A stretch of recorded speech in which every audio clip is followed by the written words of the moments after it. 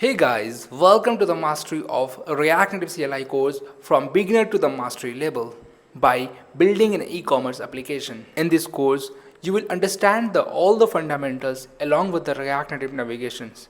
After completing this course, you will be able to build any kind of apps. So before starting the course, let me introduce myself. My name is Mohammad Ali Shan Ali and I've been teaching from YouTube last 5 years and developing the multiple apps over the Play Store as well as App Store. From last 5 months, I was not active on YouTube because I was making one app called Auto AI Sorts, which helps content creator to make the videos. How does Auto AI Sorts work? You give the prompt and Auto AI Sorts generate a complete video for you. The app link is available on the description box. You guys can check it out and give a rating. So without wasting our time, let's get into the course and let's master the React Native. At the end of this course, you will be understand how does mobile development works, how we can learn the Expo. Like after completing this course, you will be get a good understanding of mobile app development. Hey guys, welcome to the React Native Mastery course. In this course, we are going to build an e-commerce app which you can see on your screen. Okay, so let's see quickly of this app. So you can see that on the top we have an header component, and after that we have a header text matcher style, and we have a search input along with the search icon, and we can type anything. Okay, and we can close it. Now after that we have a scrollable category item which you can scroll and click on that. When you click on that any category, it will get highlighted. So we are also going to build this up. After that, if you scroll down, we can see a list of products item along with the product image, product title, and the product price. And there is one icon which is like icon, and if we click on that like icon, it will get liked and it's become filled heart. Okay, after that, if we can see that we have how it's great looking UI, it's looking too good, right? Now if let's suppose I want to see the product about this, so we have to just click on this product. It will open a product details page, and we can see that we are using a reusable header component which we have created already.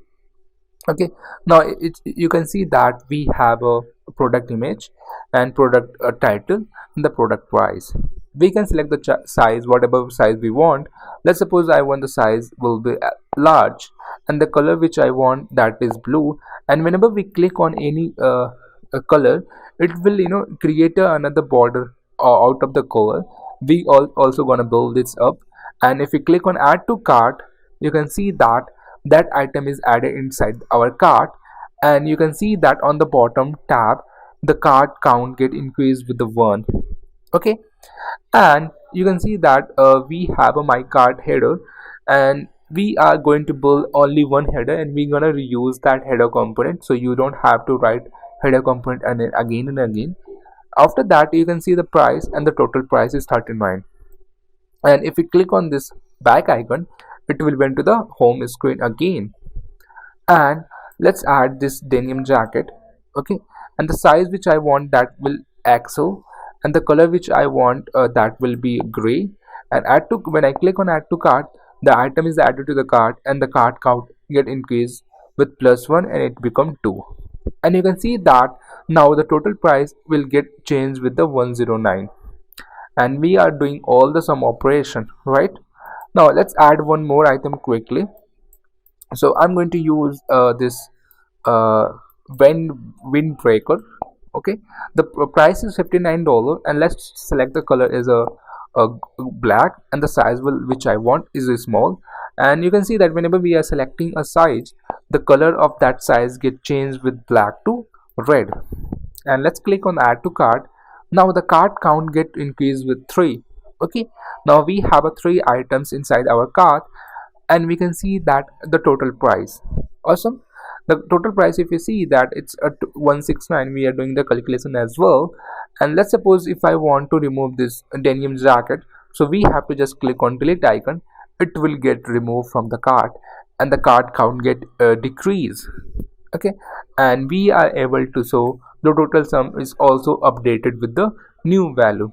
So we are going to build this whole e-commerce app from the scratch. Okay, this is the project is beginner friendly, so you guys can build it up with me. Okay, so we are going to build, like, reusable header component. We are going to build this home screen. After that, we gonna build this product details screen, and we gonna have a also called my cart screen. I have also provided you guys the Figma. So there's a Figma which you can see, and you can reference of the course completion and can build it on by yourself. Okay, and I will provide this Figma link in the description, you can check it out. And after that, in this course, what we are going to learn basically, so if you're talking about the libraries and technology, we are going to use React Native. We are going to learn how to build bottom tab navigation. Okay, and we are also going to use like how to build this gradient linear gradient background using the React Native linear gradient background. We are also going to use React Native vectors icons to use this to show the icons. Okay, and we are also going to use context API to global state management. Basically, when how does we can access the data from any component. Okay, so we are going to learn about the use context hooks also, and we are also going to use the async storage, so we store the item. If we reload our app, still the data gets persist due to the async storage. So we will also learn how to do CRUD operation using the async storage. And this is the beginning friendly, you don't have to have a lot of knowledge, you guys can have learn uh, by following this course. Okay, so this is the Figma which you guys can reference in the after that, I will also provide this my WhatsApp group. Here we can discuss if you guys have any facing any issue, any error regarding this course and following up my course, so you can just ping me on the group, anyone can help you out, and I will also help you out. Okay, so this is the introduction video. In the next video, we are going to do the project setup, and after that we're gonna build this up. So yeah, that's all in this video. Thank you guys, keep supporting, keep loving, and yeah, keep building something new. Thank you, bye. Hey guys, welcome back to the course. In the last video we have seen the introduction of our project. In this video we are going to do first of all we are going to do the project setup. Okay, and after that we are going to create this bottom tab navigation. It's too easy, we'll guide you how to build this bottom tab navigation. Okay, and after that we are gonna set up the React Native vectors icons to show this all the icons. Okay, so let's do quickly the project setup. So for the project setup, what we have to do, we have to type on the browser React Native. Okay, environment setup, something like that. Okay, basically you have to just type React Native, let make you life easier, and you have to just click on React Native, click on get started, and after that click on environment setup. Okay, after that if you scroll down this page, there's one command called this command npx react native at the rate latest init. So let me zoom it. So this is the command npx react native at the rate latest init awesome project, the project name. So you have to just copy this command name. Okay, and open your folder, whatever place you want to create this projects or set up this project. So you have to open that directory. Okay, so as you can see that I have a Alisan directory. Inside that I had created one folder called YouTube, and inside that I'm going to do the project setup. So I have to just click the right click and click on open in terminal. Okay, and you have to just paste this command. Okay, another way could be just you have to click on this path and write cmd, and it will open the command prompt. Okay, so that's up to you, whatever you want to do. So I'm going to use my terminal, and I have to just paste that command and write the project name. So I'm going to write the project name is called fashion e-commerce app. Okay, and do hit enter. It will gonna took some time, so you can see that it's created a project and it's gonna downloading the template and will take some time. So let's wait for some time. Now as you can see that our project is downloading, it's set up. Now after that what we have to do, we have to open this project in our VS Code or code editor. So to open this using the command prompt, you have to type cd and press tab. Okay, so it will suggest the folder name and just hit enter. Okay, and if you have to just again type tab, so it will suggest any other folder name if you have another folder name. So currently I'm inside my this project directory, and I have to just type code space dot and hit enter, so it will open in the VS Code. This is the one way. Another way it like that, like open your VS Code just by clicking new window. Okay, and just drag this project to the VS Code and it will open that. Okay, and let me do my VS Code, so you can see that this is the project which we have just created. Now let's run this and see what we have inside it. Okay, to run this project we have command called npm start. We have to write npm start, and after that you can see that we got an option to open. To run on Android we have to press A, so I'm going to press A and it will start my emulator. So let's wait for the emulator, and for the first time it's gonna took a longer time, like it's could be taken 2 or 3 minutes for you guys, so we have to be patient on this. Now as you can see that our app get started bundling, and it will open this app in some seconds, so let's wait for that bundle. Now I can see that our app is running here in the emulator, and we can see that. Okay, and we can see something, this component like welcome to React Native. Okay, so let's edit this component. Okay, so basically they are using TSX, but I'm going to use JSX. Basically TSX stands for TypeScript, but I'm going to use JavaScript. So let's rename this folder file name from TSX to the JSX, because I'm going to use JavaScript. Okay, and let's delete whole code. Like you can see this is the whole code, if you can want to see. Okay, and I'm going to delete this whole code quickly. Okay, to delete this whole code we have to just control A and just type delete or package space. It will delete that whole code. Okay, there's one extension which I just want to let you guys know, that is called ES7. Okay, which I frequently use in this course. So you can see this is the ES7 React Redux GraphQL React Native snippet, which will make our life easier. So you have to install this extension, make sure you had installed. Okay, and after that let's close this. Now to create a component in React Native, what you have to type after installing that, just type RNFES.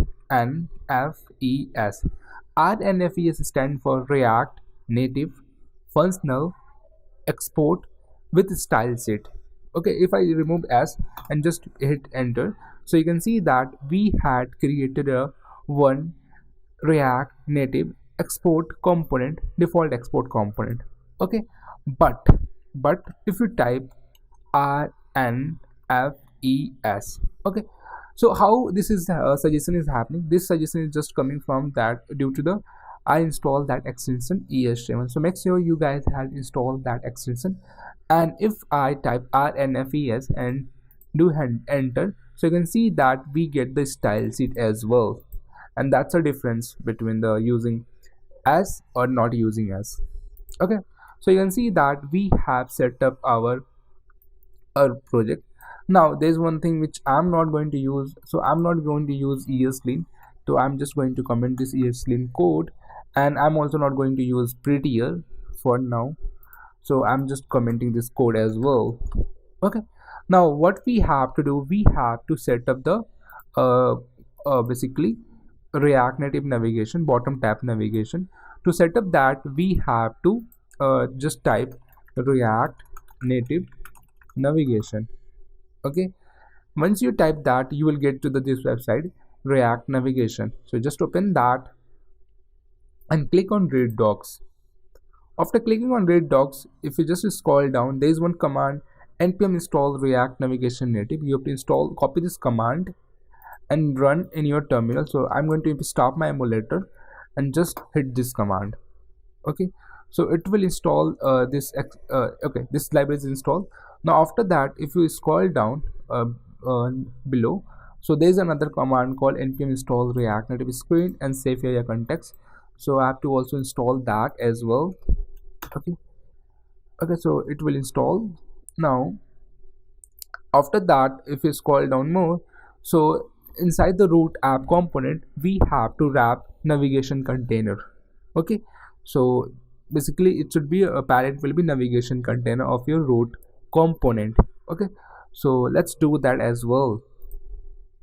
Okay, so what they are telling, let's go to the app.jsx. So we have to do like this navigation container. Okay, and navigation container comes from the React Navigation Native. Okay, we have to do like this. After that, this is the setup for the React Native navigation, a basic. After that, we have to use bottom tab navigation. So you have to click on a guide section, and inside that we have a tab navigation. We have to click on that, and to use the bottom tab navigation we have to copy this command and hit on your terminal. And let me zoom my terminal as well and just hit enter, so it will install the bottom tab navigation as well. Okay, now you can see an example of bottom tab navigation. So let me copy this example thoroughly.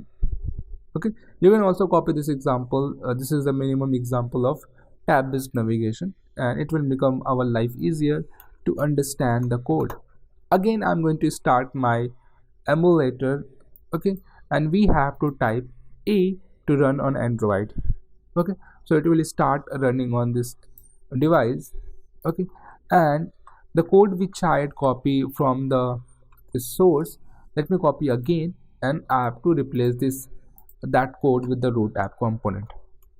Okay, so let's try to understand what is happening inside this code base. Okay, so first of all, what we are doing, okay, let's do from the scratch. Like, I think you guys should know from the scratch, so that will become easier. So I'm going to create one component quickly. Okay, so const app is equal to like this. Okay, and return, and this is how we create a component in React Native. Expose default app. Okay, this is how we create a component in React Native. Okay, and you guys, the error view doesn't exist, so we have to import view from the React Native. Now to implement the bottom tab navigation, we have to do some setup. So first of all, as they have said that we have to wrap our root component with the navigation container. So you can see that we have wrapped the navigation container. After that, as you can see on this example, we have to initialize the const tab and create bottom tab navigator. Okay, so let's do that as well. Const tab is equal to create bottom tab navigator. Okay, and we have to do like this, and the bottom tab navigation is coming from from React Navigation Native bottom tabs. Okay, now after that, in this example you can see that we are having a tab.navigator of the navigation container. So let's do that as well.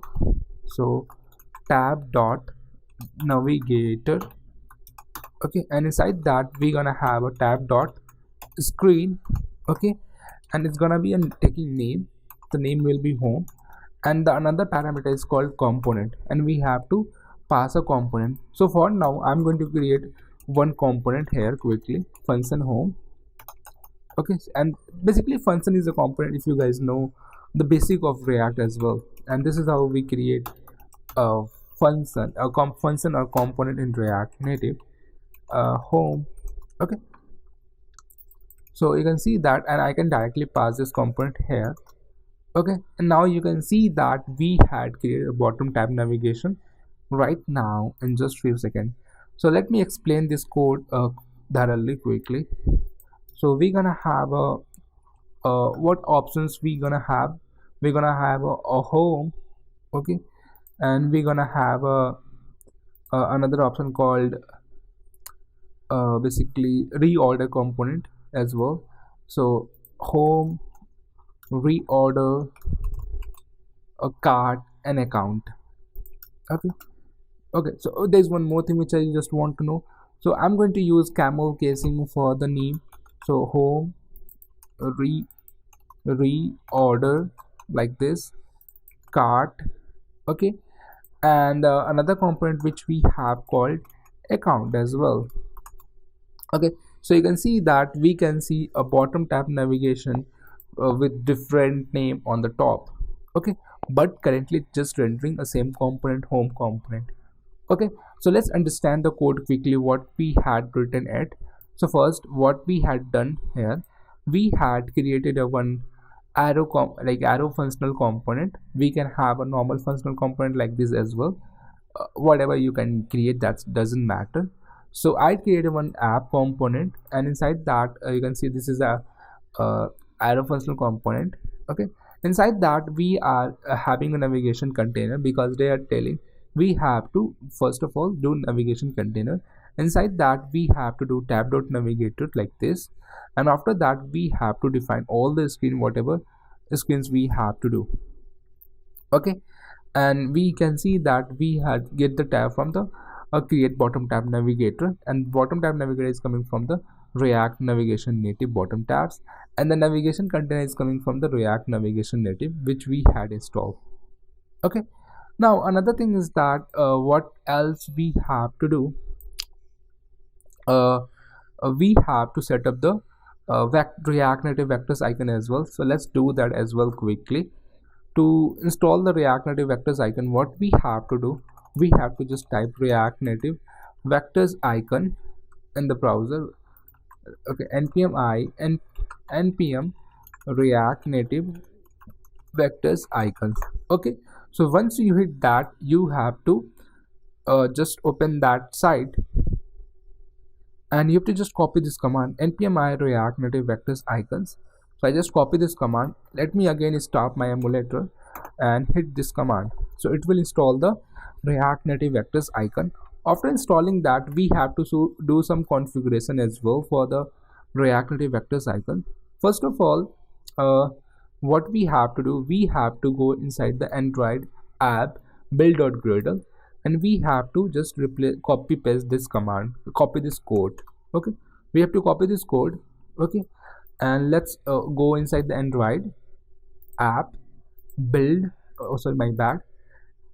Okay, so where we have to go, we have to go inside Android app build.gradle. So I'm inside Android app build.gradle. Awesome, and we have to just paste this command. Okay, now after that, as you can see that I'm inside Android app build.gradle. Okay, the next thing is that if you just scroll down, they are again telling that go on the Android app build.gradle, and you have to just copy paste this code as well inside the dependency block. Okay, so I just copied that. Okay, and if you scroll down, let me just scroll down. So we can see there is called a dependency block as well. Yeah, there is one dependency block.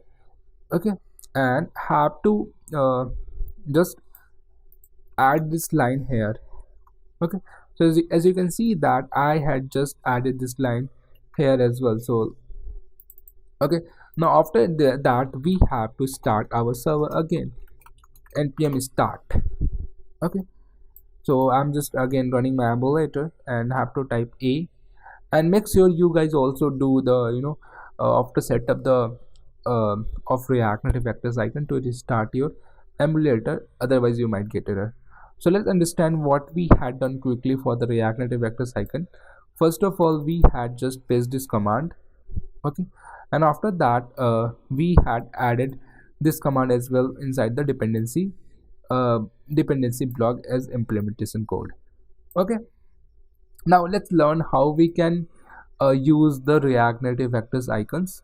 Okay, because that is also crucial part. Okay, before that we are going to create one directory name as a source inside the root root directory, and inside source directory I'm going to create another directory name as a screen, and inside the screen I'm going to create one screen name as a home screen dot jsx. Okay, and to create component fastly, we have to type rnfes to create a component. Okay, now as you can see that we had created one component called home screen component. Okay, now I just went to the home this app.jsx. Inside the app.screen I have to pass the component, so I'm going to pass my new home screen component, and just by typing that, and you have to, what you have to do, you have to just select that text and type control plus space. You will get suggestion, and just import that file as well, or you can manually import this file as well. Okay, now after that, let's go to the home screen. Okay, and let's see how we can set up the React Native, how we can do the see the React Native vectors icon. So first of all, if you scroll down, there's one example for the React Native vectors icon. As you can see, yeah, there's one icon, uh, there's one example like const icon from React Native vectors icons. So we have to just paste this line.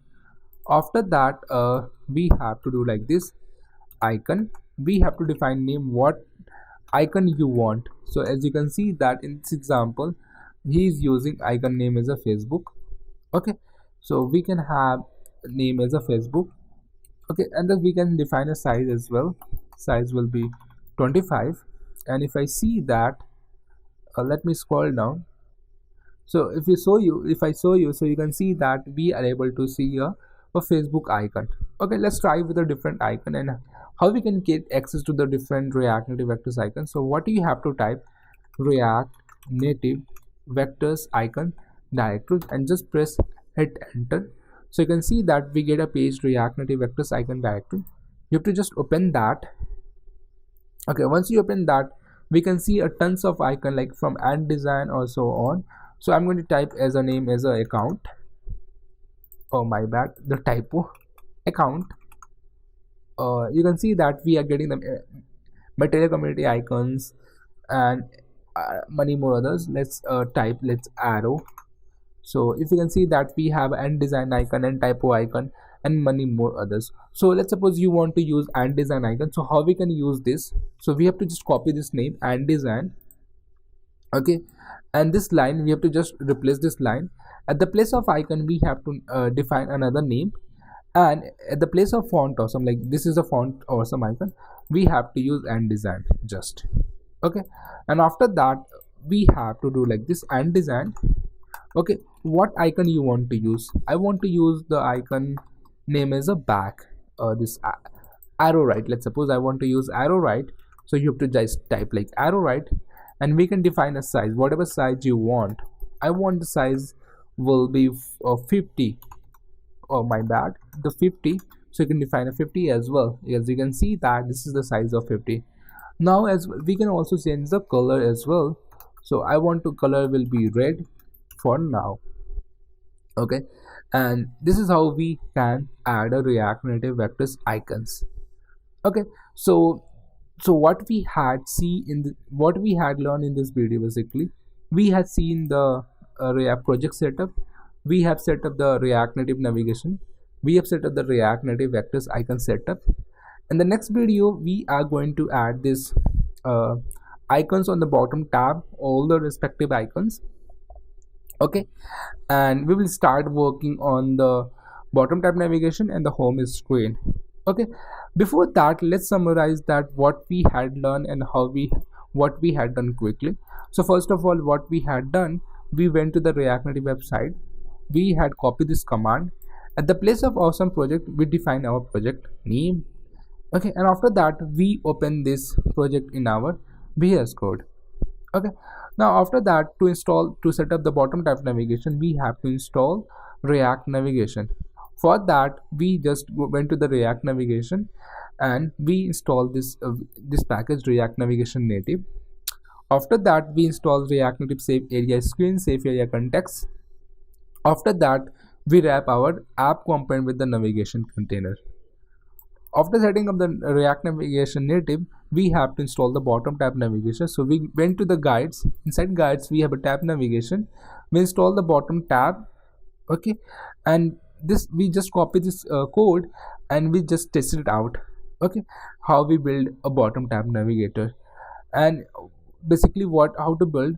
First of all, we import the const tab is equal to bottom tab navigator, create bottom tab navigator, and in the root, as we have already done the navigation container, we have to just type like this, and inside that we have to pass the name, and another props is called component, where we have to just pass the component name. Okay, so yeah, that's all in this video. In the next video we are going to add the icons and start working on a home screen. And if you guys facing any issue or facing any error regarding this, what you have to do, you have to just scan this image, scan this on your WhatsApp camera, and send me message like whatever, so and you can join our group. So yeah, that's all in this video, guys. See you guys in the next video. Thank you. Bye. Hey guys, welcome back to our course. In this video we are going to talk about how to add icons to the bottom tab navigation. And when we click on any icon, so the color of the icon will get changed. So we will also see that how we can add a custom color, like how we can change the color of from blue to a different color. Okay, and another thing is that which we're gonna do, we're gonna add a linear gradient background to here. Okay, and we're gonna remove the header as well. Okay, so these things are we gonna do in this video.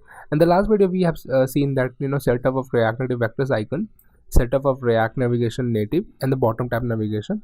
Okay, so currently let's first of all let's do the setup. Let's add the icons to the bottom tab navigation as expected in the Figma. So you can see that we have this home icon, 3 line icon, cart icon, and the account icon.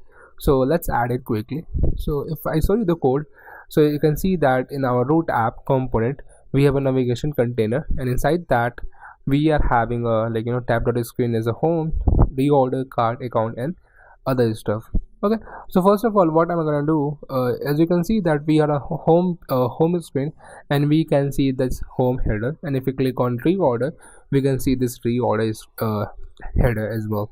So I don't want this header as well.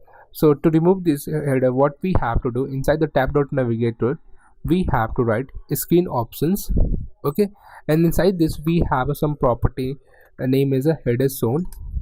Okay, so that's a property called header zone, sorry, basically header zone, and let's make it false. So if I make it false, this property, so you will not able to see the header. So you can see that the header gets removed from the screen. Okay, now the next thing is that which we gonna do, we have to change this. Okay, icon. So let's change the icon as well.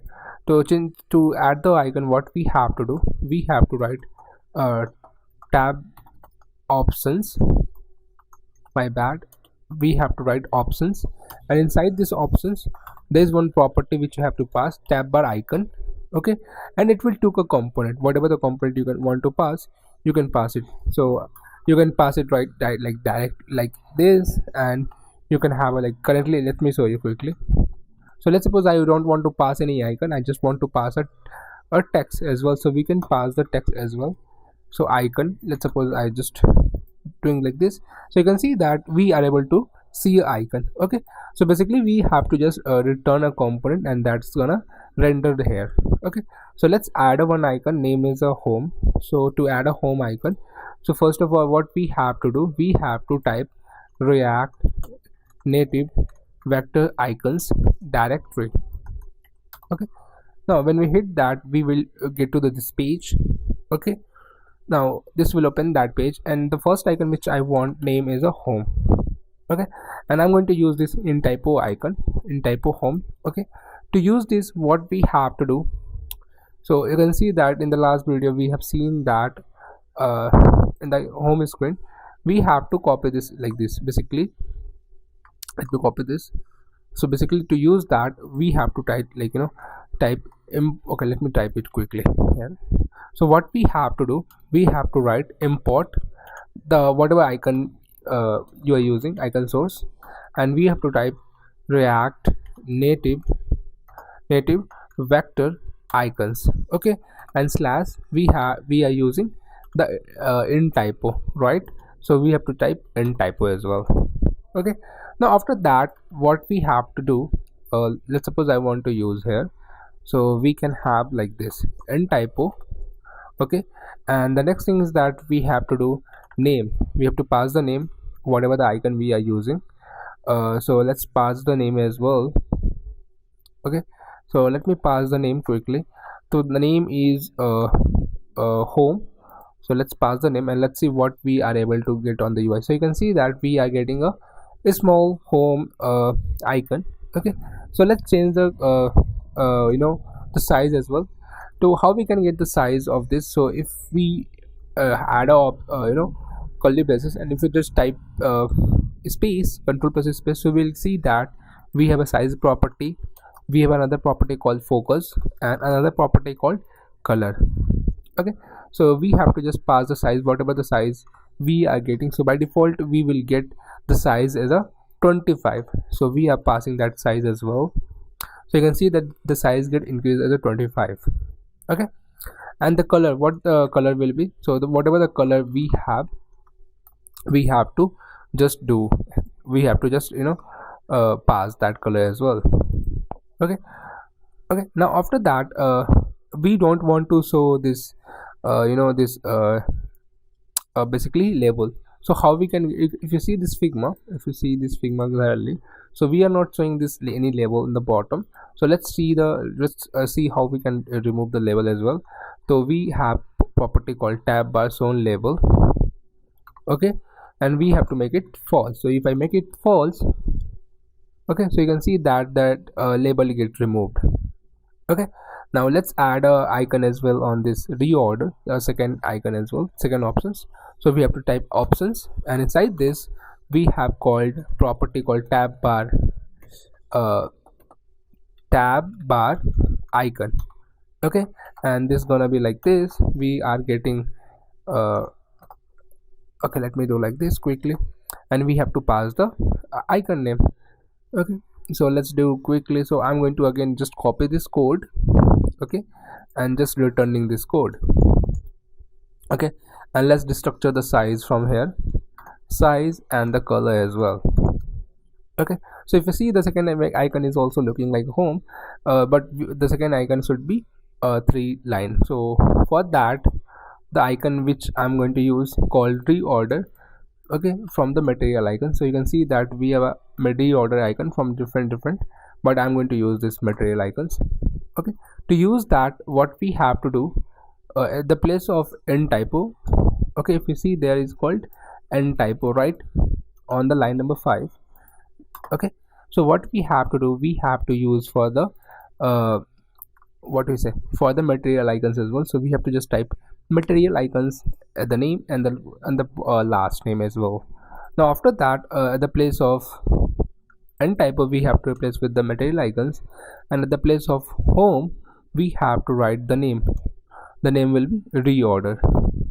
Okay, now you can see that we get the reorder icon.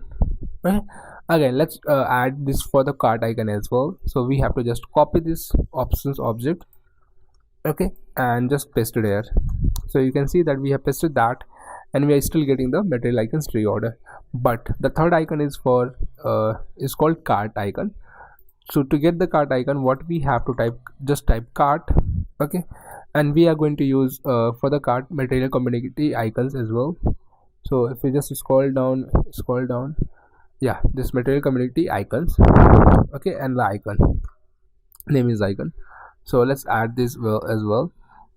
So what we have to do, we have to again just drag and drop, and at the place of material icons we have to replace with the material community icons, and here also at the place of material icons we have to use material community icons. Okay, and at the last at the cart place we have to type material icons, material community icons, and at the place of reorder we have to type cart, and now you can see that we get the cart icon as well. Now there is one more icon which we need, that is called this account icon. Okay, to get that, what we have to do, we have to type user. Okay, so let's type the user as well, and that icon which we're gonna use from the font awesome 6.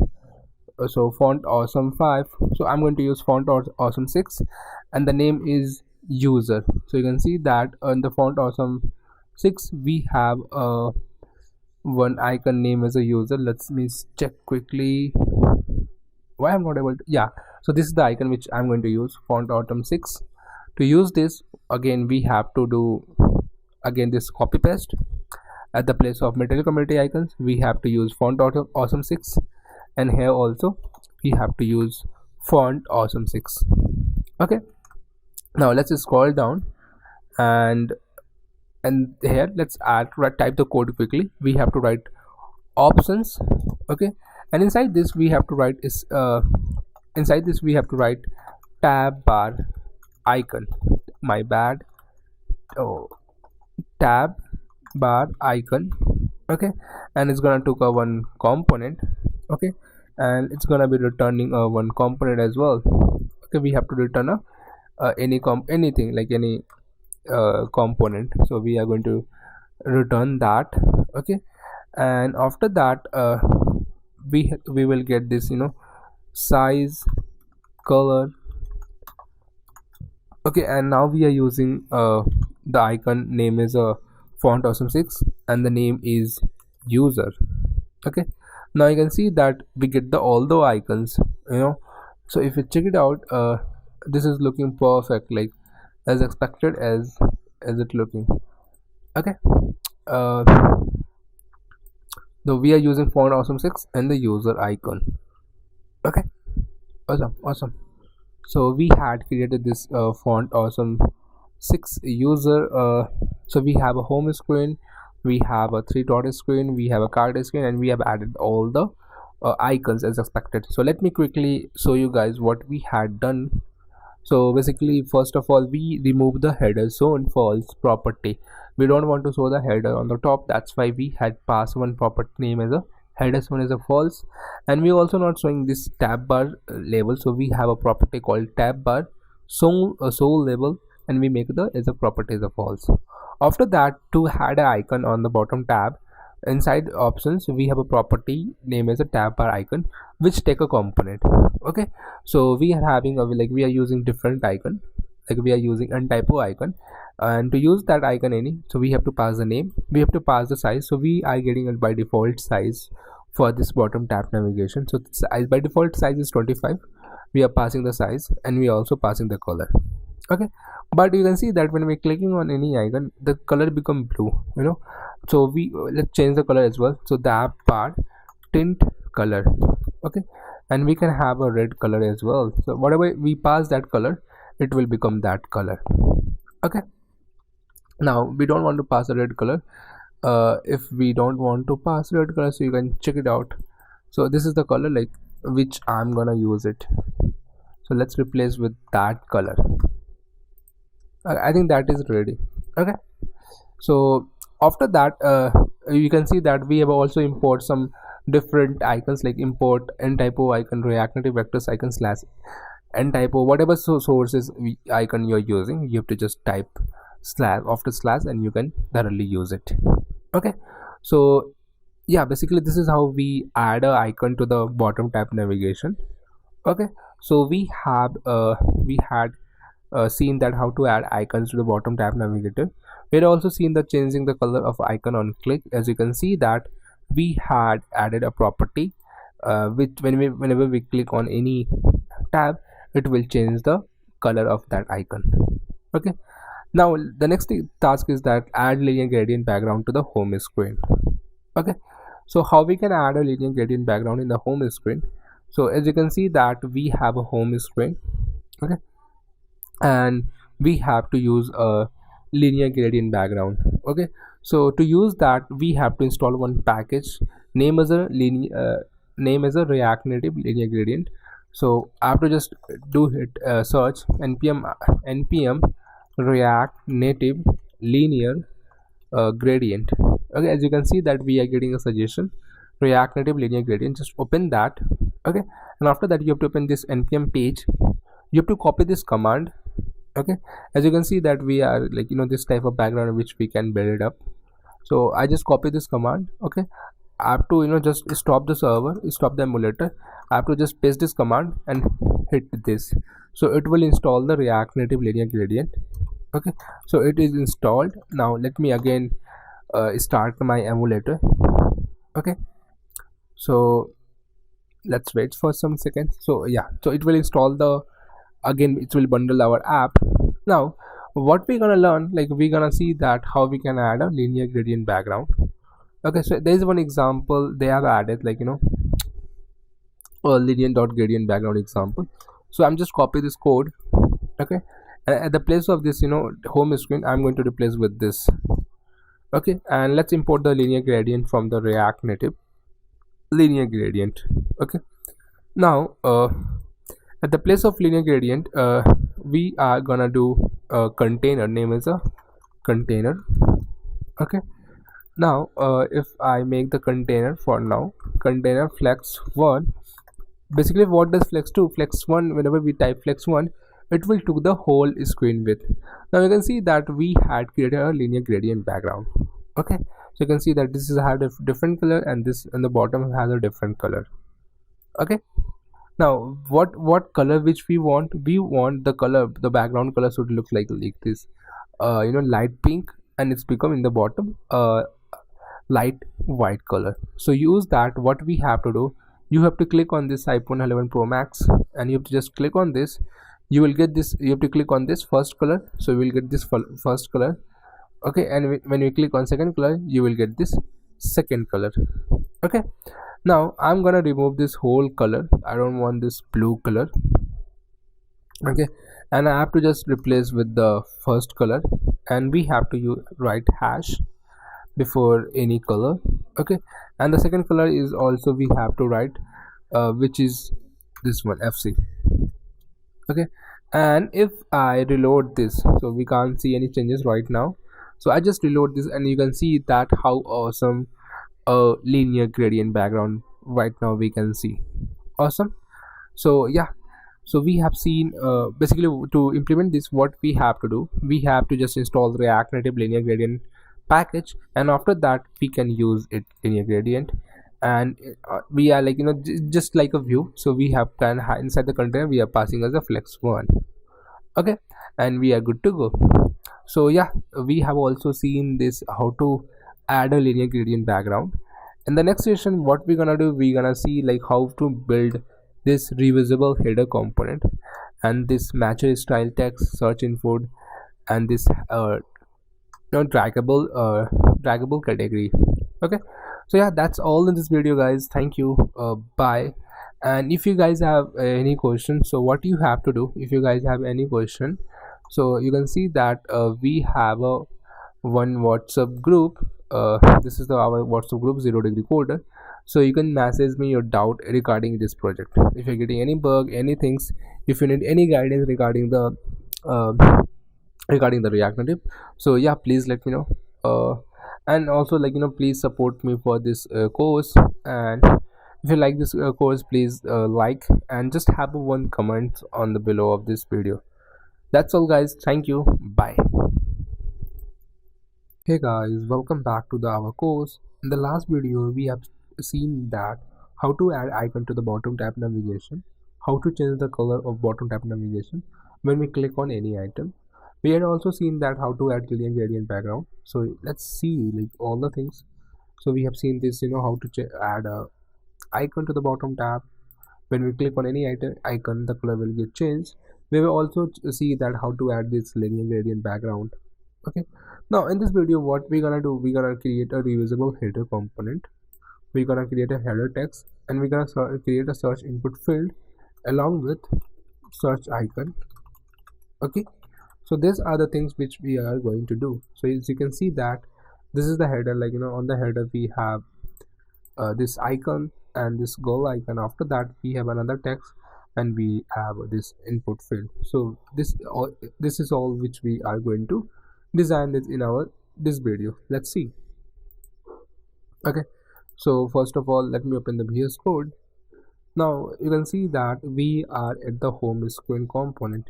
Okay, the home screen, and we are signing with Facebook. So let me remove this.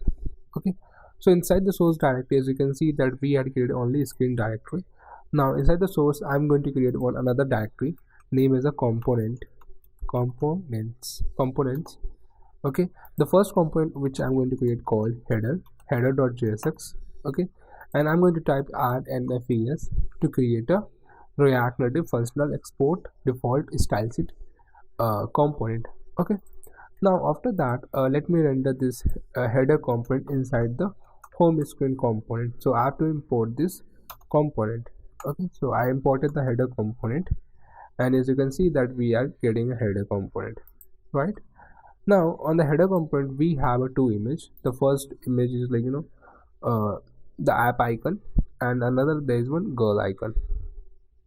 Okay, so we want this icon. So first what we have to do, we have to export this icon. So I'm going to export this app icon, as well as I have to also export this icon. So we have to just click on this icon, click on this image, and after that we have to click on export. So as you can see that we have exported these icons.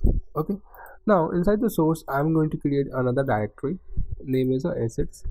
Okay, and we have to just drag and drop these icons. Okay, so inside this I'm just copy pasting this all the icons. Okay, and let me change the name is called app uh, app icon. Okay, and header girl. Okay, I'm going to name as a dp. Okay, so we had imported, we had downloaded two images from the Figma, and there's one more thing which I just want to add.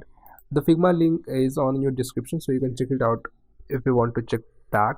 Okay, now let's design the header quickly. So if you see that we have a this header, this icon, this image inside a circle. So let's do that quickly. So first of all what we have to do, we have to add a view. Okay, inside the view we have to import the image. Okay, so I'm importing the image, and we have to define a path source, and we have to import the image. So source require, let's give the path assets. Inside the assets we have called app icon.png. okay, and I'm gonna write a style is equal to styles dot app icon. Okay, now we can modify the app icon size whatever we want to give. So if you see in this video, in this icon, we have the height and width is 28. So let's give a height as a 28, height is a 28, and width as well as 28. Okay, now you can see that we had got the height and width of this. Okay, now we also want to add this circle. Okay, so what we have to do inside this view, we have to also add some styling. So I'm going to name it called styles dot app icon container. Okay, and after that we have to, let's write the styling basically for this. So I'm going to write background color as a this color. Okay, this FFF. Okay, background color, we have defined the background color. Okay, as you can see that it's taken the whole width right now. That's not a big deal. We have to define the height and the width as well. The height and width is, you can see that the 44. So I'm going to define height as a 44 and the width as well 44. Okay, and the border radius I'm going to give as a 22 to make it circle. So whenever we have to make a circle, we have to give half of the height and the width, because as you can see that it's become a circle, but the image is not in the center. So make the image in the center, we have to write justify content center. Okay, and the align items center to make it center horizontally and the vertically. So you can see that the image get into the center. After that you can see that we had designed this, we have another girl image as well. So let's add that as well. So I'm going to remove this header text, and we have to import a girl image as well. So style is equal to styles, my bad.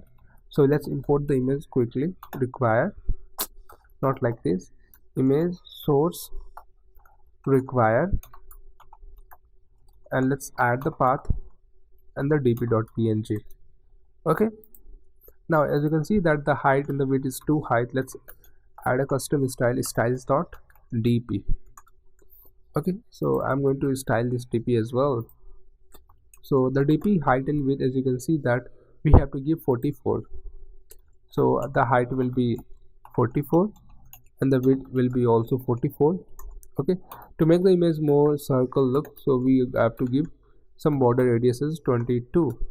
okay, now you can see that we got this dp in a smaller icon, but you can see that this is not, this is in column direction, so we have to make a flex direction as row. okay, so the container, this is the container. Okay, so let's add a container style. Style is equal to styles dot container. So let's write the styling for the container as well. So this is the container. Okay, so I'm going to write flex direction as a row. So when I make a flex direction as row, so you can see that they come in a one direction. Okay, now what I'm going to add, justify content will be space between. Okay, so they will go in a different direction. Okay, so yeah, that's all. That's how we can make this header component looking like a wow. Okay, to add this padding, so basically to add some padding, what we have to do, we have to go inside the home screen, and inside the container we gonna give some padding will be 20. So you can see that the padding is now looking well. Okay, now there's one more thing which I can add as well. So we can have a line item center to make it look like a more center. Okay, so yeah, now after that we had designed this header, reusable header. Now whatever place we need, we have to just reuse this component whatever place we want. Like whatever, if you want this on the product details screen, we have to just import this component and we can use it. This is how we build a reusable header component. So let's understand like how we build it up. First we have a view. Inside the view we have a container. So the container is like flex direction row, justify container space between, and line item center to make it a center, looking like a center. Okay, now after that we have a app icon container.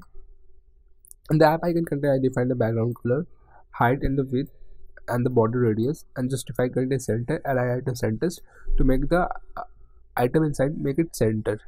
And we have defined the app icon width and height, and we have also defined the icon height and width for the DP. Okay, so this is the header component which we had designed right now. So we have seen that how to design reusable header component. Okay, now the next thing is that we have to style this, match your style. Okay, so let's do that as well. So I'm going to inside the home screen.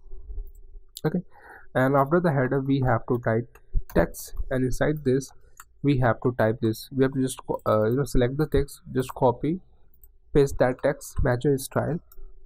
Okay, and what we have to do, we have to style this. To style this, the font size is 28 and the color is black. So let's do that. So we have to write like a styles dot match text. So I'm going to name as a match text. Okay, and if I scroll down, we have to write like this. Font size will be what? The font size is 28 and the color is this black. So let's add a font size is 28 and the color which I want, that is called 000. Now you can see that we got the text right, but if you see in this video we have some margin top and the margin bottom as well. So let's add this margin top quickly. Margin top will be 20. So you can see that we get some margin, but I think it still needs some more margin. So let's add a 25 margin. Okay, now it's looking better than the last one. Okay, now we had created this matches style text. Now after that we have a one search input field along with the search icon. So let's design that quickly as well. To design that, what we have to do, we have to write like this view, and inside this view we have to write okay, so we need what, we need one text input along with this search icon. So I'm going to call this view as a styles dot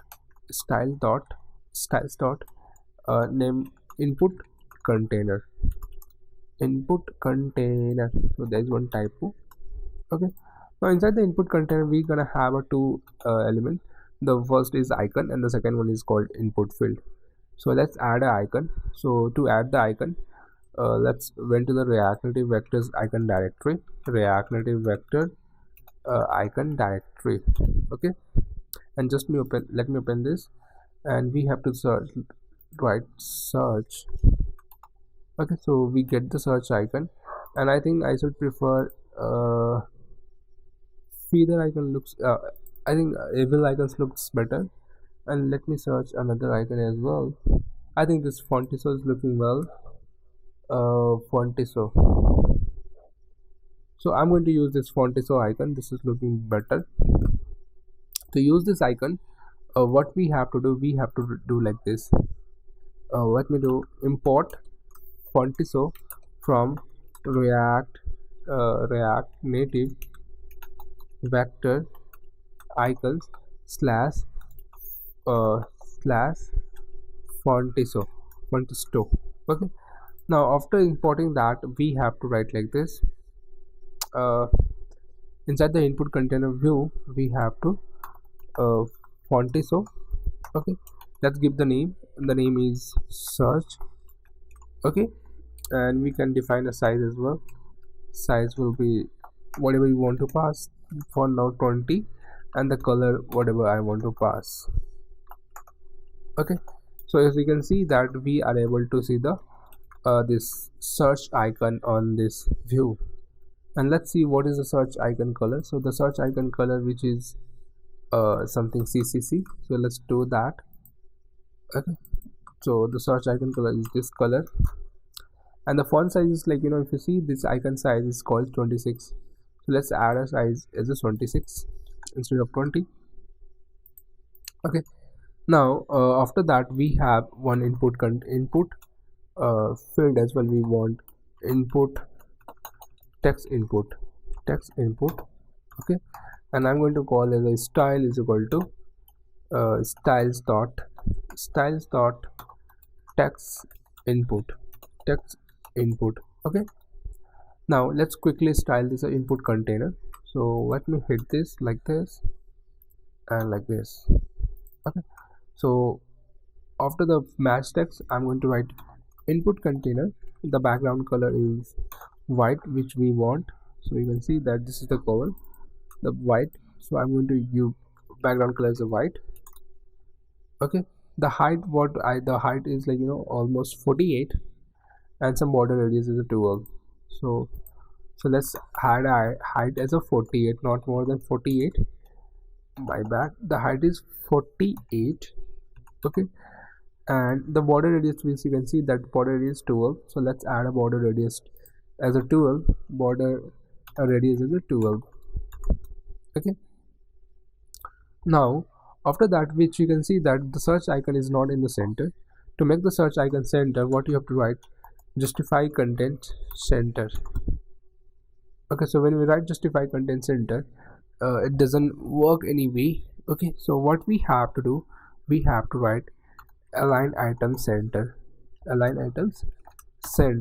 write align item center, it went to this center. So we have to remove justify content center, just having a align item center.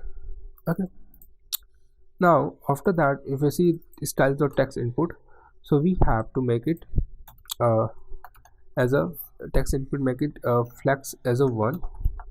Okay, if I make it a flex as 1, nothing changed. So before that, we have to also write flex direction as a row. Currently the flex direction is column way, and that's why it's not working well as expected.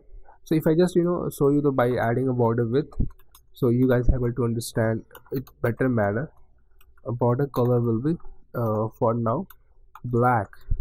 Okay, so as you can see that before, like, without applying the flex direction row, this is how our text input looks like. But when we apply this flex direction row, so we get it like this, and the flex is a 1. So we are taking the rest of the width. Okay, now after that, there's one more thing. So let's add a styling to the Fontiso as well. Style. Okay, so I'm gonna wrap inside a view, and this is gonna be style and styles dot icon container. Okay, and let's style the icon container as well. So what I want some margin horizontal as a margin horizontal at a 20, 22 or 30. It's too, I think, too much. So let's make it 20, and I'm going to remove this border width as well. Okay, so you can see that we are able to looks good. Now I think it's looks so good if I make it 15. Yep. Now in the input container we want some margin top as well. So inside the input container I'm going to give margin top as a 10. Okay, I think margin vertical, let's give the margin vertical instead of margin vertical will be 10. Let's make it 20. Okay, now if you see we have to add a placeholder text as a search. So let's add a placeholder text inside the text input as well. Placeholder has a search. Okay, now if I reload this, is so you can see that how looking matches style text. Okay, so we have seen how to create this matches style text. We have seen like how to design this input container along with the search icon. Okay, and after that we have seen this header text, we have seen the search input field along with the search icon. So yeah, that's all in this video. I think in the next video what we're gonna do, we're gonna see that how we can design this category button, and after that we will talk about how to design this product icon. Okay, so let's summarize this stuff what we have done quickly. So basically we had created one directory name as a component, header component, and inside this we have a container, we have an icon container like this, and just having some flex tags and row, justify content space between, align item center, all the properties. Okay, and inside the home screen we are just calling that header component. After that we have a one text called matcher style. Okay, and we have defined some font size, font weight, all the things. And to make this input container, how we make the input container, we have defined an input container, and inside that we have icon container which we are giving some padding as well, some margin. And after that we have a text input. So you can see this is a text input where we had added some style. So yeah, that's all in this video guys. See you guys in the next video and designing this category button. Thank you, bye, and please let me know guys if you have any question on this course, please let me know. And if you're facing any issue, any error, so what you have to do, you have to just open this my WhatsApp. You have to just scan this using your WhatsApp and just send me message on the group, like whatever bug or whatever issue are you getting. And if you need any guidance or any help, just let me know. Thank you, bye. Hey guys, welcome back to our course. In the last video we have talked about how to create a reusable header. We have seen that how to create header text and search input along with the search icon. Okay, so let's see that whatever we had done. So you can see that this is the header and this search input along with the search icon we had created in the last video. In this video we are targeting to create a horizontal category scrollable. Basically this is the category section where user can scroll this category. So we are going to style this, we are going to build this. So let's see how we can do it. So first of all I'm going to create one component name as a category. Okay, in the headers, in the component section I'm going to create one file called category.jsx. okay, now I went to the home screen. Now you can see that this is all the code for this is the linear gradient, and after that we have a header, matcher style text, and we have a search input code. Okay, now here we have a called category section. Okay, and this is the code for input container. So I'm adding comments that is become easier for you guys to understand that as well. So I'm going to call as category.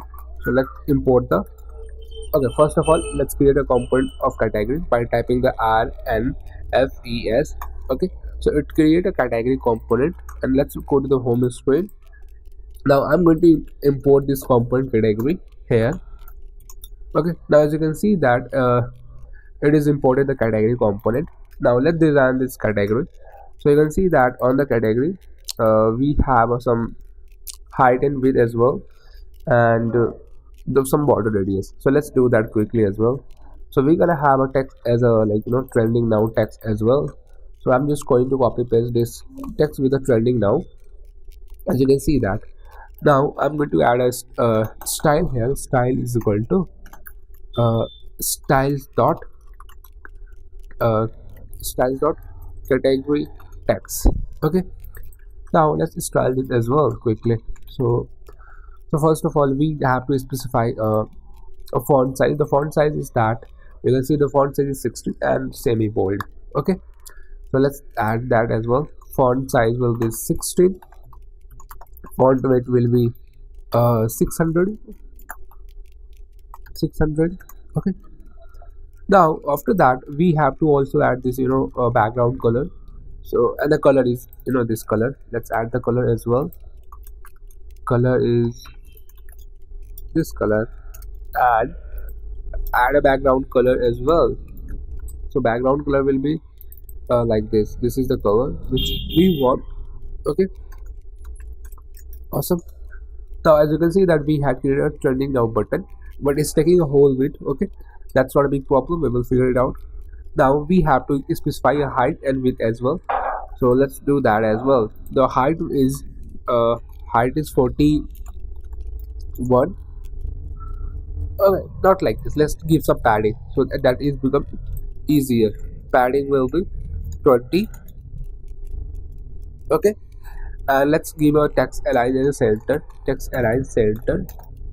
Okay, and after that what we're gonna do, we had designed a trending now, and let's add some border radius as well. Border radius will be 20. Oh yeah, it should be okay. 16 also works. 16. I'm going to give a border radius as 16. Okay, now we can see that we have created a trending now component.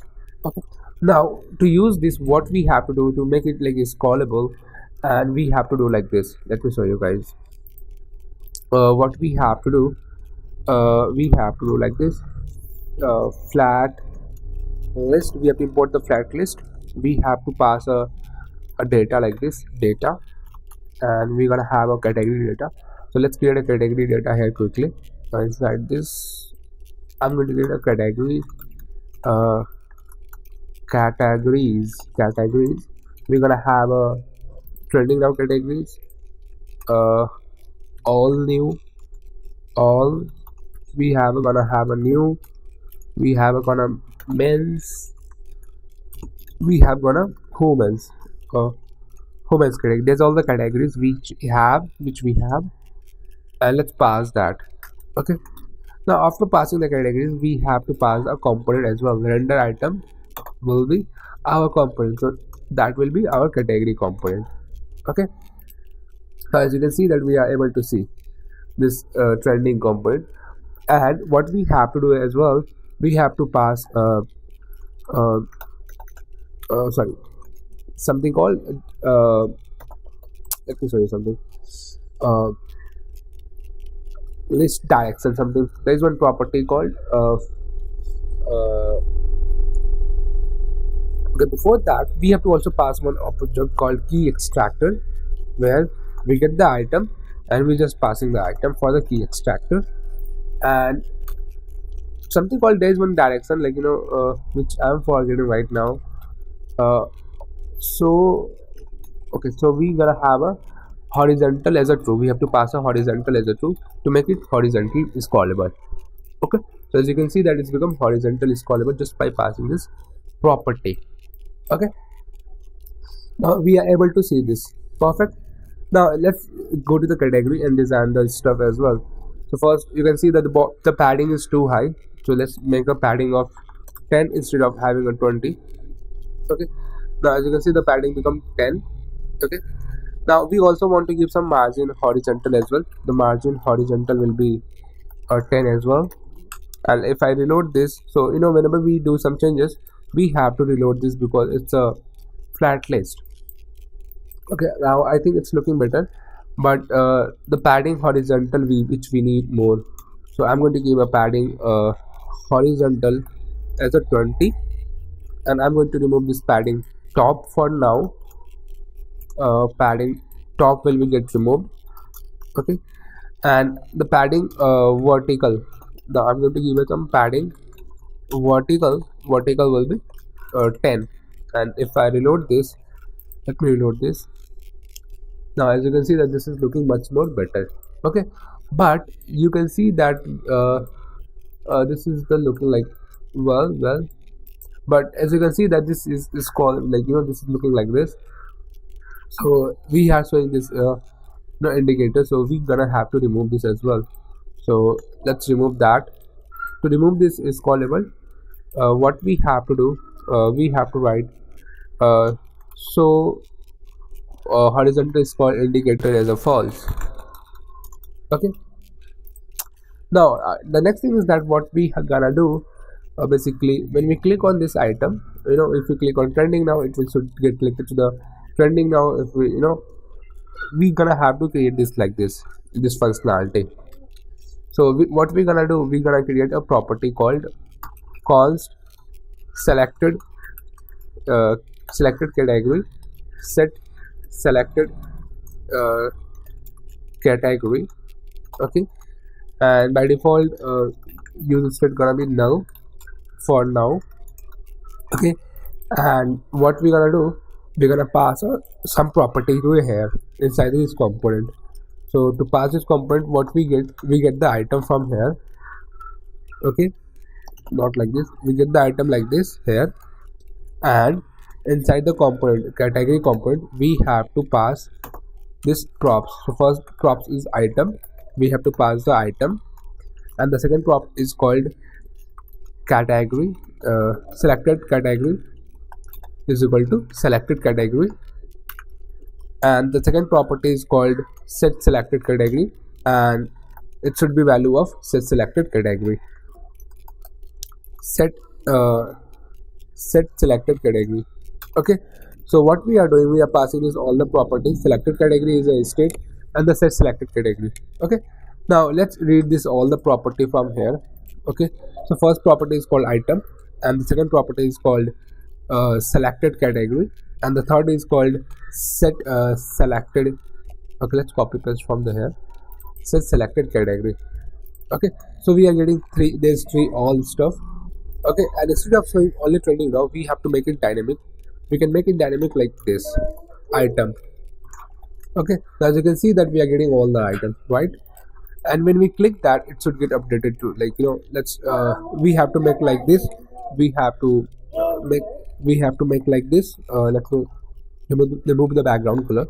By default, the background color which we need, let me do that. So by default, the background color should look like this. This color.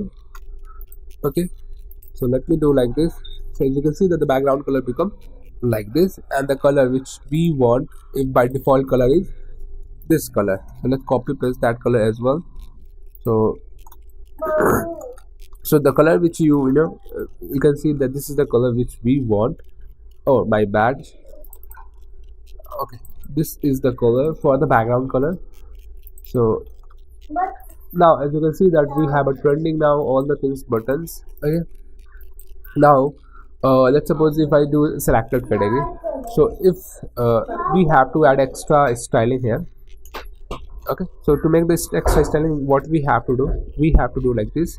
If selected category is equal to item, then what you have to do, then you have to add a property called color as this color.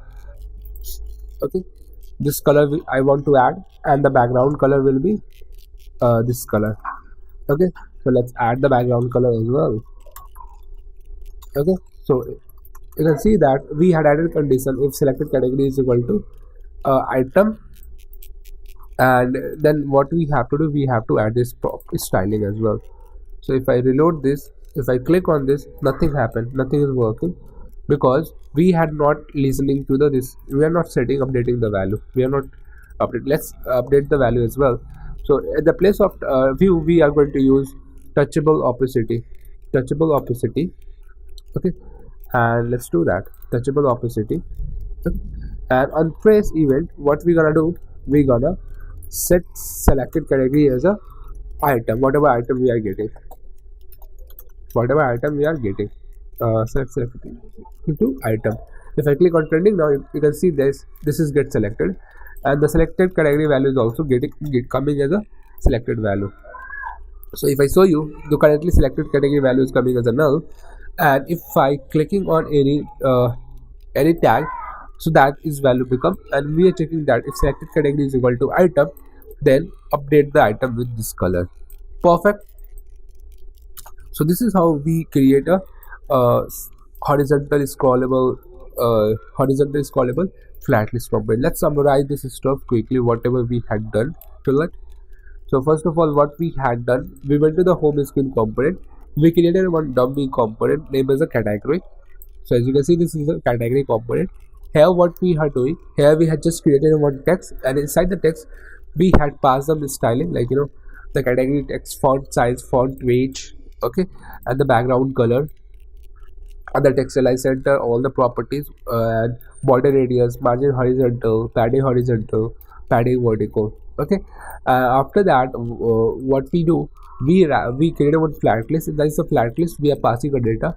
So the data is like this: categories trending now, all new men's and women's, okay. And we are passing inside the rendered item, we have to pass a component, okay. But we have to pass some extra parameter as well for this, to make it highlight. So we are getting the item, we are passing the item, we are passing the selected category. So we are creating one state called selected category. It says selected category. By default, the use state value is null, okay. If I make the by default state value is a men's, so you can see that the my men's will get selected by default, as you can see that, okay. Okay, so we have created one state selected category and set selected category, okay. We are passing those properties to this category component along with the item. So we are passing the item, we are getting the item from this render item, and we are passing the selected category, set selected category. We went to the category component, we destructure this all the value, item, selected category, set selected category, okay. And we are having our touchable opacity. Inside this, we are just rendering the text, and whenever user click on any item, what we are doing is we are just setting, we are updating the set selected category value with the new value, whatever the user click on that, okay. And after that, what we are doing, we are checking that if selected category is equal to whatever the item the user gets selected, is it matching with the current item. If match, then as this property, like make the background colors are this and the color with this, okay. And the by default color is this color, okay. So this is how we make a scrollable flat list horizontal category component, okay. So yeah, that's all in this video, guys. I think it's quite a bit easier to make it. I know for you guys, like passing this data is one of the most crucial parts, one of the most crucial topic in how to do pass component data from one component to another component. So that's one of the most crucial part which you guys should know, and that's why, like I love to cover this topic, like and you guys may be master this after building this course, okay. And there's one more thing which I just want to add. If you guys facing any issue while creating this flat list or header component, just let me know in the group. So we had a one group. I always tell to you guys, like we have one group. Let me show you the group. So this is the group. What you have to do, you have to just scan to your by opening your WhatsApp, and you can join our group. And if you're facing any issue, any simple error, just let me in the group. We will help you out, okay. And apart from that, yeah, that's all in this video, guys.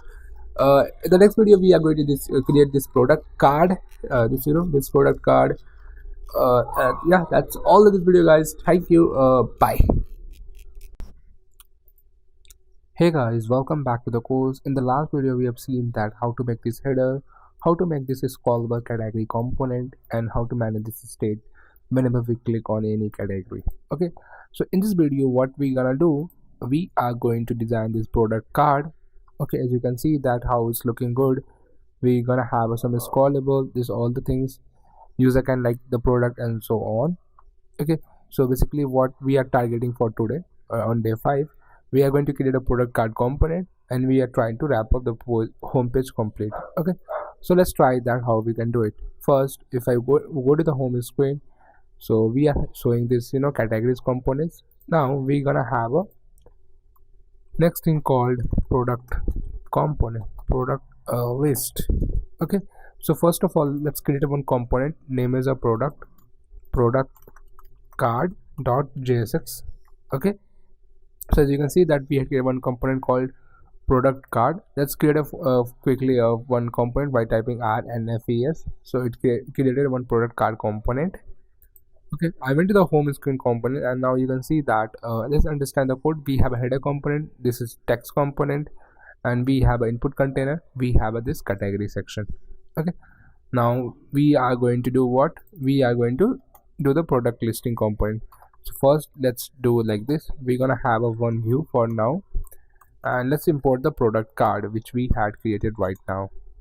Okay, so as you can see that we are able to see a product card which is coming in the bottom of this screen, and that's too weird, like why it's coming in the bottom. So let's try to debug that. So we have a flex one, so I'm going to remove this flex one property because I don't need any flex one property. Okay, because it's gonna be one scrollable, something like that.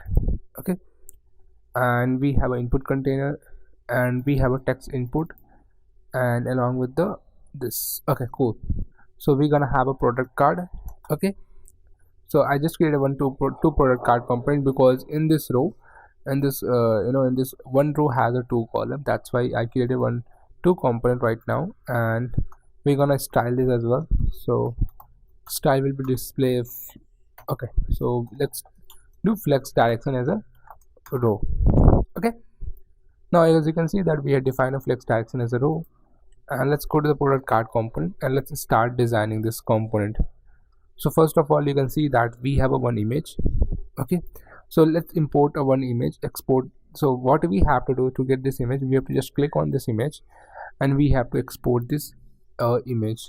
So I just exported it, and I'm going to rename this image name as a girl. Okay, and inside this my directory, inside the asset directory, I'm going to just paste that. Okay, so let's go to the product card component. So first of all, we have a one view, and inside that we have a title and the price. Okay, so first of all, we have a view. Okay, and let's add a one image quickly, image, and we're gonna have a source. Okay, and let's require that image. So the path is on the assets directory. On the assets we have called girl.png. Okay, and I'm gonna style this is a styles dot cover image. Okay, and let's style the cover image as well quickly. So as you can see that the height and the width of this image is like almost 256. Okay, and some border radius of 20. So let's give the height of 256 and the border radius of 20. Okay, border radius of 20. Now when we see that we also have to give some width as well, so let's do that as well like that. So what we're gonna do, we're gonna make the parent component as a styles.container. Okay, and for the container I'm going to give the flex one property. Okay, so it will take the with rest of the element. Okay, now you can see that we are getting something like this. That's too weird. Okay, let's add a width as well. Also width will be what? Width will be 167 for now. So let's add a width for now 167. Okay, now you can see that we are getting this item like this. Okay, and if I we have to give some margin, vertical will be 10. Okay, so I think now it's looking better.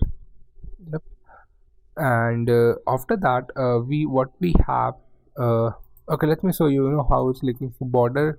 If I make a one border width of 1 and border color, so you guys understand the all the stuff how it's gonna looking. So you can see that we had defined our on the home screen we have defined a flex action as row, and inside that we had written into product card component. On the product card component we had given some flex one, so it taken the 50% width of this and 50% width of this. Okay, and after that we have defined a height and width. If I make the width as 100%, and let's see how it's gonna looking. So this is how it's gonna be look like. And after that, what we have to do, margin horizontal will be 10 as well to get some margin. So it should be like this, margin left. I think margin right looks better. Okay, margin right 10. So we're gonna have some, okay, let's leave it. I think we can have a like this. If I just remove it, and to get some spacing between this item, what we supposed to do, we can have a like this, justify content space between.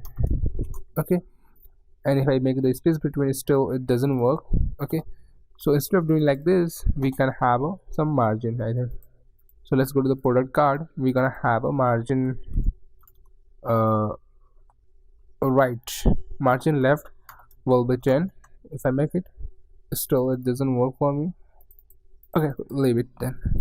So I think I can make it 90% width, and we're gonna get some width. Okay, perfect. So after that, so you can see that first of all, what we done, we have designed a container. The container is flex1, and we had defined an image. We defined the image style as a cover image. The height is 256 with 100%, border radius 20, margin vertical 10, and margin left as a 10. Okay, now after that, what we're gonna do, we're gonna have a one, this price text, title text, and this text. Okay, so we have a color this, and the font size is 18. So let's add as well quickly. So we're gonna have a text, and the title is jacket jeans, and we're gonna style is the styles dot title. Okay, and let's style this as well quickly. Font size will be what, will be 18. Okay, and the color which we supposed to be, let's do that color which I want. It's called black, this asterisk 444, and have some font weight as well, almost 600. Okay, cool. I think looking better. And we're gonna have one more text that is for the price. So let's add the price as well. So we're gonna have this price text, and we're gonna have a price name, and the color of this price is like gonna be this, and 18 same. So let's add a price. Font size will be 18 as well. Color will get changed to this color. Okay, let me do it right now. So this is the color, and after that we're gonna have a font weight. Font weight will be almost 600. Okay, and awesome. I think it's looking better. Okay, now as you can see that we need some, this is out of this, so we need some padding as well. So what I'm gonna do, I'm gonna create a one view, and inside this view I'm going to put my content, and I'm gonna do like this style styles dot content. Okay, styles dot content, and I'm gonna name is like content, and padding horizontal will be 10. If I make it padding horizontal 10, so you can see that it's went in the accent. So I'm gonna do this padding left will be 10, not 10, I think let's do it 15. 15, my bad. 15, padding left 15, I think looking better.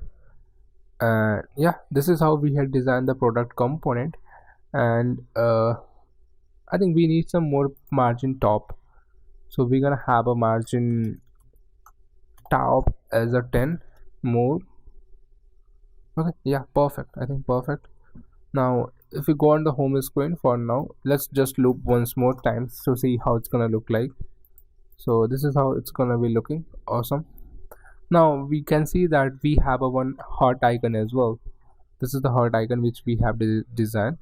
So let's design that as well. So what we have to do, React Native Vectors Icons directory, we have to go there and just type heart.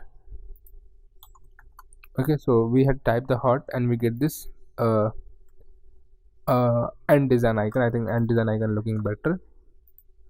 So after that, let's go to the product card component. Okay, and I'm gonna have a one view. Okay, inside this view I'm gonna just use the end design icon. Okay, and let's import the end design as well. So import and design from the React Native vectors icons slash and design. Okay, so I get the and design, and the name will be let's design. The name will be what? Name will be hot 2.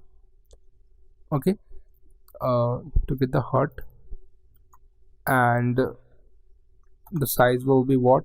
So let's define the size as well. So the size is almost 20. So let's define a size as well. The size is 20, and the color which we want, the color should be what color? Let's check it out on the Figma quickly. So this is the color of this heart. So let's copy that and replace that color as well. And if I reload this app and check it out, so you can see that we have a heart icon with the color of red. Now what we want, that this heart icon should be on the top of this image. Okay, in the hair. So what we have to do, we have to do some positioning. We have to play with the position. To play with the position, what we have to do, we have to write styles dot heart container, or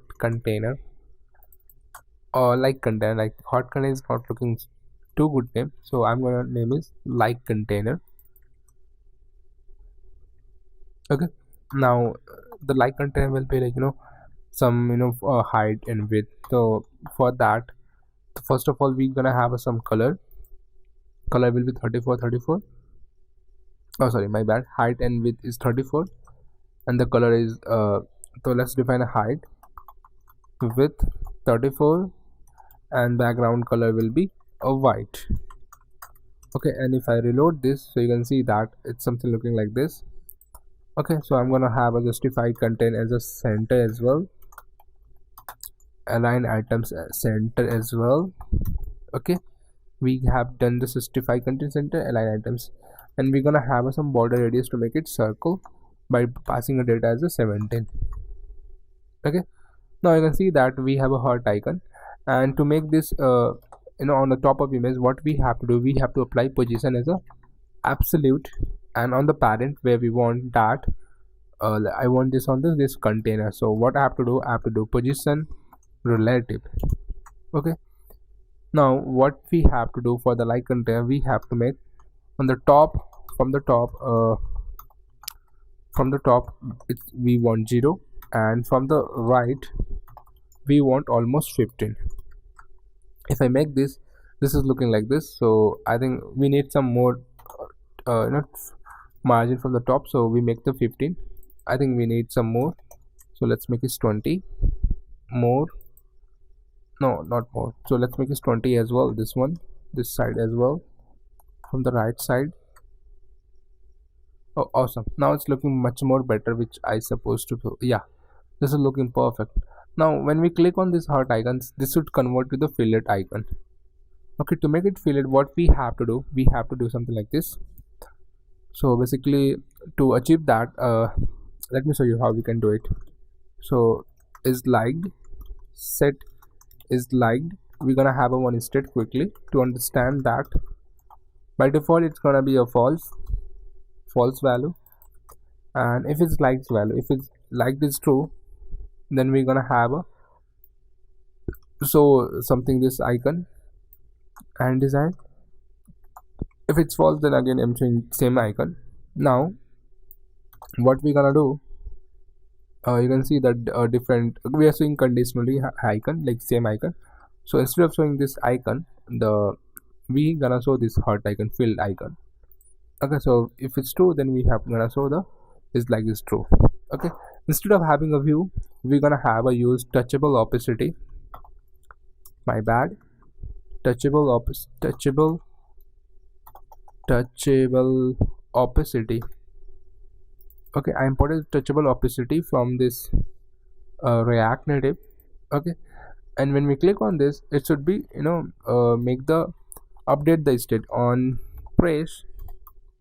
We're gonna change the state by set is liked is equal to make it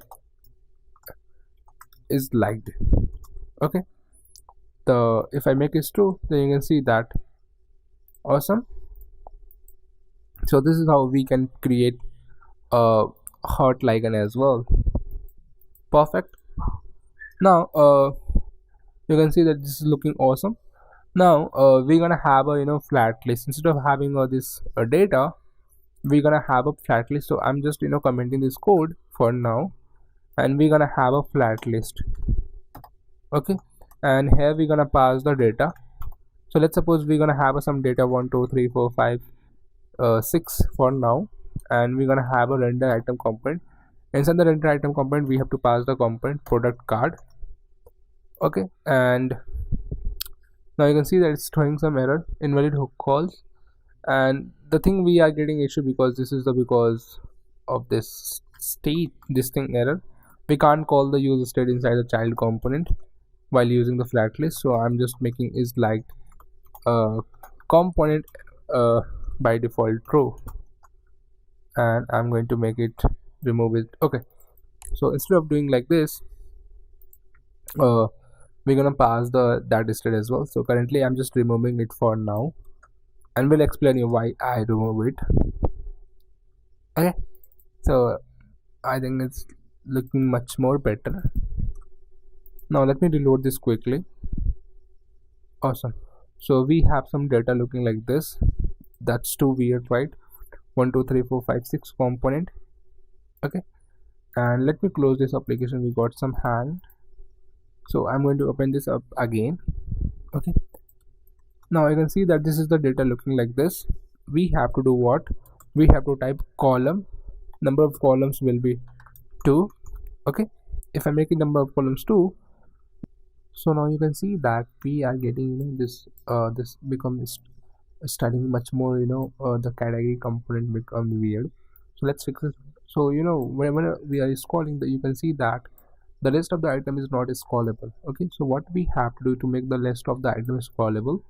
So inside this inside the flat list component, in the header component, we have one property called list header component. Inside that, we're gonna have to pass the whole component. So first of all, let's pass the category section code. So I just passing this as well. Okay, and if I scroll down, so you can see that the category is also scrolling. So we have to also make this scrollable, this input container as well. So we have to pass inside this. Okay, inside the list header component, and if I scroll down, so you can see that it is scrolling, and we have to also pass this text inside this list header component. Okay, and if I reload this, okay, now if I make it scroll to the top, now it's working as well expected. Awesome. So yeah, that's how we can build a scrollable product listing component. And there's one more thing which I just want to add, guys, that is called we don't want to show this vertical indicator. To make this vertical indicator as of default false, so what we have to do, we have to go there and show vertical scroll indicator. We have to make it false. Okay, now you can see that we are not able to see that vertical scroll indicator. Okay, now there's one more thing which I just want to add, which we have talked about, rendering this heart icon. So what we have to do, I'm going to create one state called const is liked set is liked. Okay, and the use state by default gonna be a false. Okay, now here we are rendering our product component, right? Where is that? yeah, here is that. So instead of doing like that, we're gonna do it like this. We get the item, we get the index, and we're gonna have a product card. Here we are passing item, as the name is item, and we're gonna also pass this property is like listed as well. Is liked is equal to, the value will be is liked, and set is liked, and pass the set is like listed as well. Okay, now let's go to the product card component. We have to destructure this is liked property value, and set is liked value as well. So let's import that as well. Now you can see that we have is liked. So if is liked is true, then we are rendering this hot icon. Otherwise we are just rendering this outline icon. Now we have to make it functionable. So make it functionable, what we have to do, we have to do like this: set is liked is equal to the opposite value of is liked value. If I make it true, so you can see that it's currently becoming all the properties are true, but we have to handle for the individual as well. So let's summarize is what we have learned in this video. Okay, so I'm going to just close all the components. So in the home screen, what we had done, we had created one flat list. Let me show you guys the flat list which I created. This is the flat list which I created for the product list. We defined the number of columns as 2, and we're gonna have some data 1 2 3 4 5 6, and we are rendering one product card. Inside the product card we are passing a is like set is like property. Okay, and in the product card what we have done, we had created this this card is style.contain. Inside the content we have given the margin as a 1, and we can give some margin top as a 20 as well. Okay, now we are rendering one image. After that we are showing the content, jacket, jeans, price, all the stuff, and we are handling this stuff. Okay, awesome. Now you can see that when you're scrolling now, it's not more scrolling. To add that as well, so we have property called container container basically there is one style which we have to pass, that is called container style, content container style, and we have to give some padding. Bottom will be almost 50. Now if I make it 50, so you can see that now it's scrollable. If I make it 150, it will be much more scrollable like this. Okay, so yeah, that's, and another thing is that we have also given one list header component, and all of the data which we want is scrollable. We had passed that all the data inside this list header component. Okay, like this, as you can see that. Okay, so yeah, we have talked about we have what we had done, completed it. We have created a product card component. We had completed the home page. Now what we are going to do in the next video, we are going to create a array of data where we're gonna render the different images, and when we click on any product image, it's open to the product details page. Okay, so yeah, that's all in this video guys. See you guys in the next video, and if you guys facing any issue or any things, just let me know in this group. Okay, you can ping me on this group, and yeah, that's all in this video. Thank you, bye. Hey guys, welcome back to the course. In the last video we have seen that how to create this product card component, and we had loop inside a flat list component. We have also seen that how to make this scrollable, this category button, and this text info field. Okay, so let's understand the last code quickly. So we are inside the home screen component, and you can see that we are having a linear gradient component, and after that we are rendering a header component. So that's why the header component is sticky, and after that we have a product flat list where we are passing a number of columns to. That's why we are getting 2 data in a row, and after that we have passing one props called list header component, and inside that we had passed some this text and input container, and we are having a category section as well. Okay, and whenever you pass any component inside the list header component, that is almost scrollable. That's why this matches style component is scrollable. After that we are having passing a data 1 2 3 4 5 6, and that's why we are getting 6 data here. And inside the render item, we are rendering a product cart component. Okay, and here we are passing item is like the state and set is like the state as we have created above on the top. Okay, and we can toggle this is like the state. Okay, perfect. Now in this video what we are going to do thoroughly, basically we are going to make the dynamic product data mapping. Okay, this is first thing.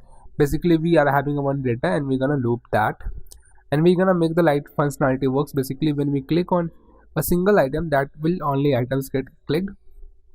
After that we will see like how do we create nested stack navigation. Basically we're gonna have a nested stack navigation. Basically when we click on product page, it will open to the inside the nested navigation. So we will talk about how to do nested navigation, and we're gonna create the product data screen. Okay, so let's do the first thing, dynamic product data mapping. So for that we need a data. To get the data, what we have to do, I will provide this repository link. This is the repository link.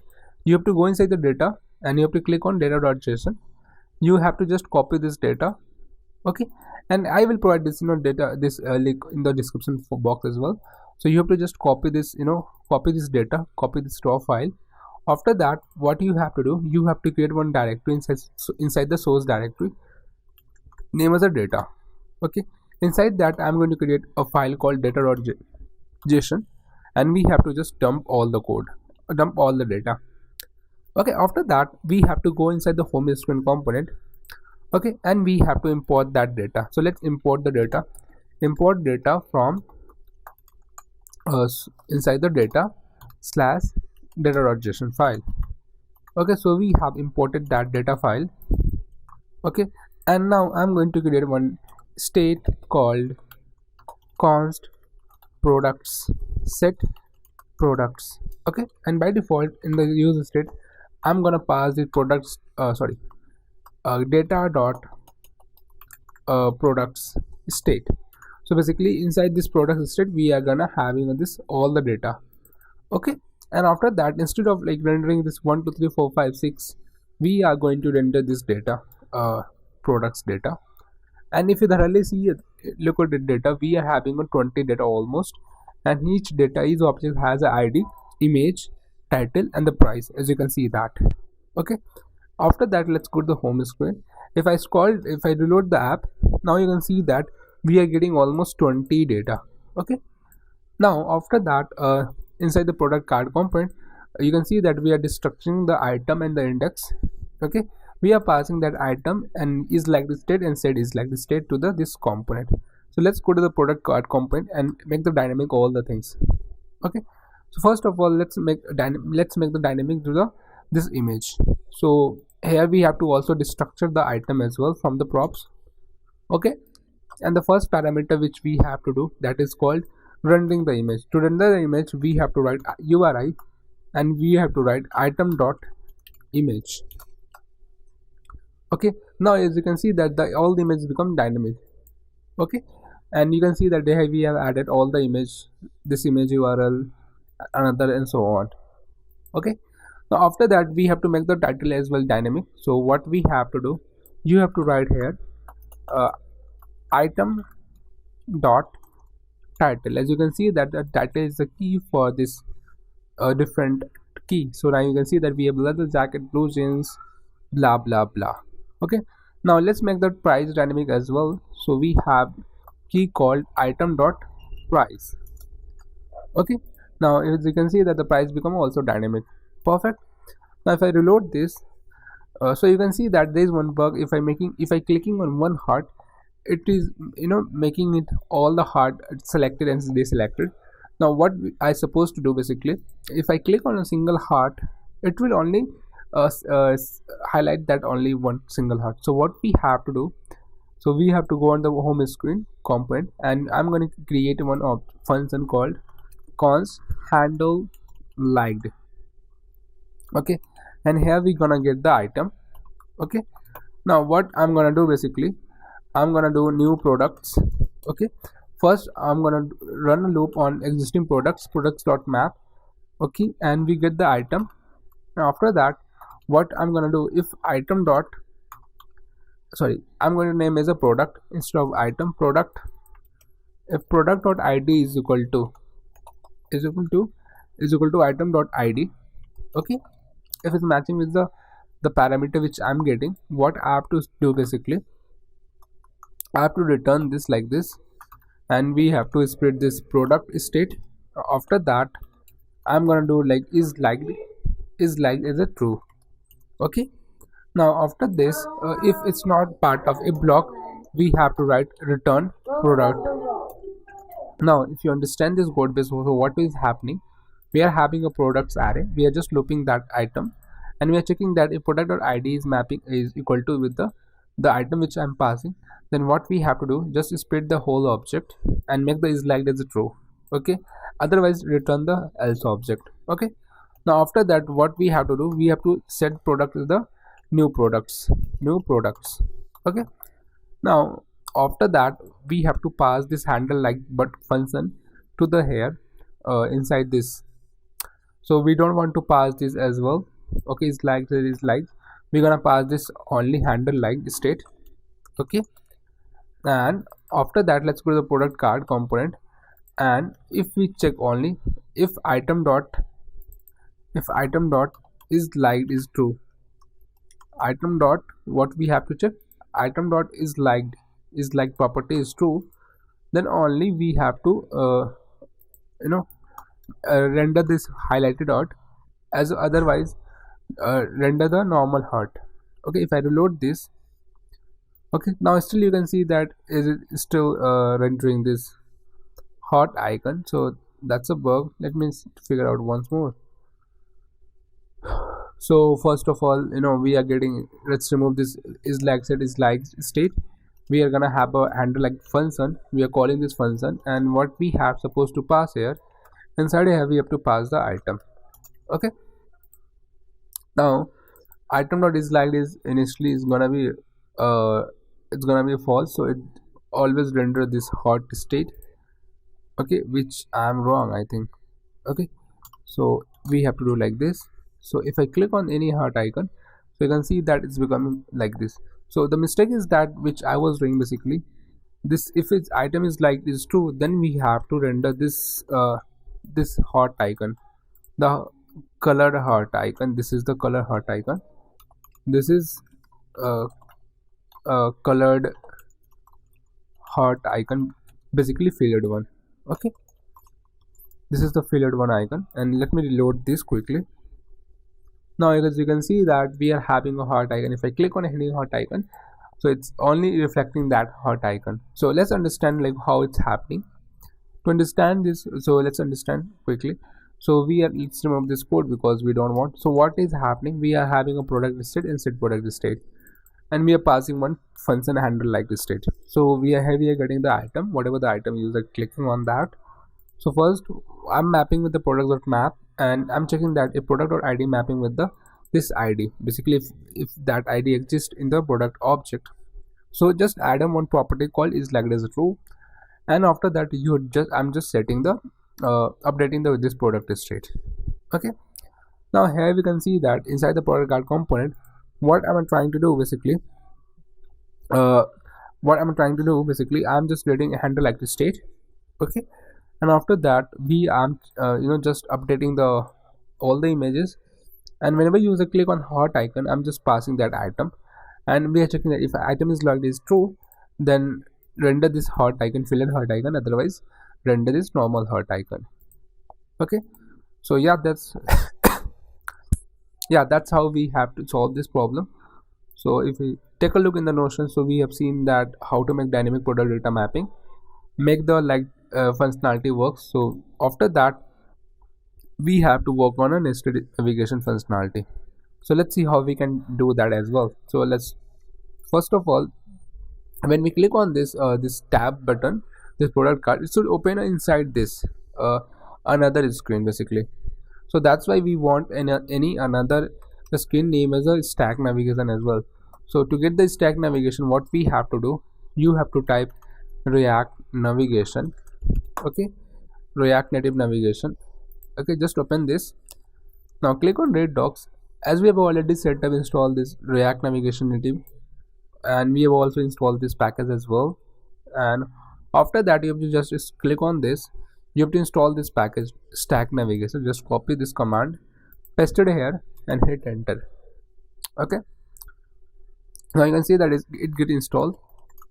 Now after that, what I'm trying to suppose to do, guys, let you know quickly. So the thing which I want to do, if we go to the app.jsx, okay, now here we are having a tab screen name as a home, right?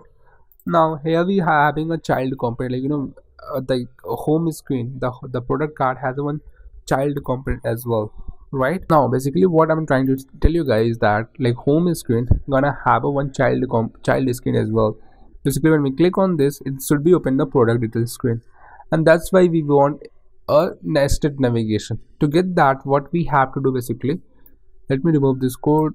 I think we are not using. Okay, so basically what we have to do, we have to create one const my home stack component, my home stack. Okay, inside that, what we have to do, we have to return like this. Okay, and inside that we have to do something like this. Let me show you guys. So we have to first initialize const stack is equal to create native stack navigation. So after that, let's import this as well. Okay, and we have to do like the stack.navigator and stack.screen. So let me copy this quickly. Okay, and have to do like this. Okay, and stack.navigator and stack.screen. Okay, so first of all, what we're gonna have a home screen, and let's import the home screen as well. So we have already imported the home screen, and we're gonna have an extension called product. Let me rename this name in the camel casing form, like capital casing, and another component called product details. Okay, and let's go to the source directory. Inside the screens, I'm gonna create another component name as a product details screen, product details screen.jsx, and I'm gonna use rnfes command to create a new React Native component. Okay, now let's go to the home component, and we have to just paste that component and just type control plus space and import that product details screen component. Okay, now after that, here we are just rendering a home screen component. Now here we have to pass the my home stack, this component. Okay, and instead of having a home, we have to name as a home stack. Okay, now let me reload this quickly. If I reload this, my bad, nothing worked. Okay, so let me stop the server because something is crashed right now. So I'm going to type npm start again. Okay, so it will start the server and again do the rebundle stuff. So let me type the stuff again. So if I thoroughly explain you what I had done, so first of all, I install the stack navigation. After that, I create one function or component called my home stack. Here we are having a setup called home screen, where we are passing the home screen. Another screen called product details screen, where we are having a product details screen. Okay, now after that, let's see that. Okay, now let's go to the home screen component. Here we are having a product card. Okay, now whenever user click on this component, it should navigate to the product screen, and this icon should be highlighted as well, and that's why we are using nested navigation. Okay, now what I'm going to do, const navigation is equal to use navigation. Okay, now to navigate from one screen to another screen, we have to use navigation hook. Okay, now as you can see that we have added touchable, we have replaced the view with a touchable opacity and add a one on press event as well. Here what we're gonna do, basically, here we're gonna do navigation dot navigate. We have to pass the path, so the path gonna be product details component. Okay, so let me pass that path, and let me reload this quickly. Now if I click on this card, as you can see that we are getting into the product details screen, and it's highlighting this card as well, this icon as well, and that is possible only because of the nested stack navigation, like nested navigation. Now if you can see that we are showing this headers as well, so we can we can remove this. We don't want to show these headers. To remove that, what we have to do, we have to type headers shown as a false. If I make it false, now you can see that if I click on this, now we can't see any this basically header gets removed. Perfect. Now let's go back to the product card again. Now let's suppose I want to pass some data as well. So how we can pass the data? Basically we have to just pass the data like this inside the item object. Okay, now let's go to the product details screen. Now we have to design this screen like this. Okay, so let's design this thoroughly quickly. So to design this, first of all, what we have to do, we're gonna have a, I use a linear gradient background because it's a linear gradient background. To use that linear gradient background, we're already using on this home component. So let me copy paste quickly. Copy, and let's go to this product details screen. So you can see that I just copy and paste the linear gradient, and let me import this linear gradient from as well. Okay, now you can see that whenever the component is loading, we are get back to this home screen page, and that's become our development slow. To fix that, what we want that the initial router name should be product details screen. So how we can trigger out this? So we're gonna have one property name called initial router name, and we can define as a product details screen. And if I reload this, so always it's gonna render this product details screen. Okay, perfect. Now let's go to this component, and we're gonna have a container. Inside the container, what we're gonna do, we're gonna pass the flex as a 1, and now you can see that awesome gradient background. Okay, now we're gonna have a one view, and inside this view I'm gonna style this styles dot header container. Okay, and after that we're gonna have a header component.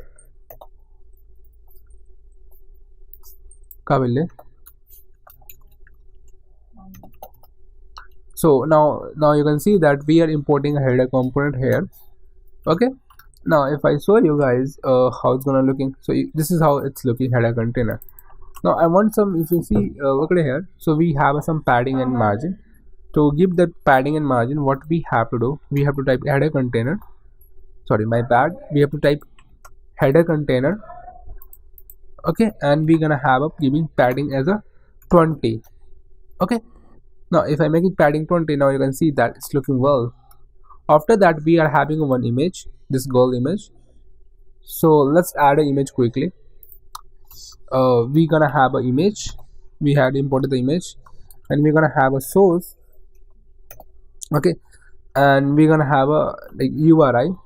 Okay, I've already have a one image, so I'm just copy pasting that image from this repo URL. Let me copy that image from this repo. So we're gonna have a product details screen, and I'm just copying this image. This looks image cool, that's why I'm using right now. Okay, so this is the image URL which I'm going to use, image URL. Okay, now after that let's style this as well. Like we have to give some property, styles dot cover image.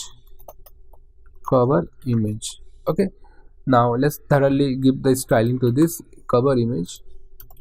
So it's gonna be, width will be 100%, the height will be, I think height, what should I give, 550. If I give 550, now you can see that's too much, I don't want to give too much.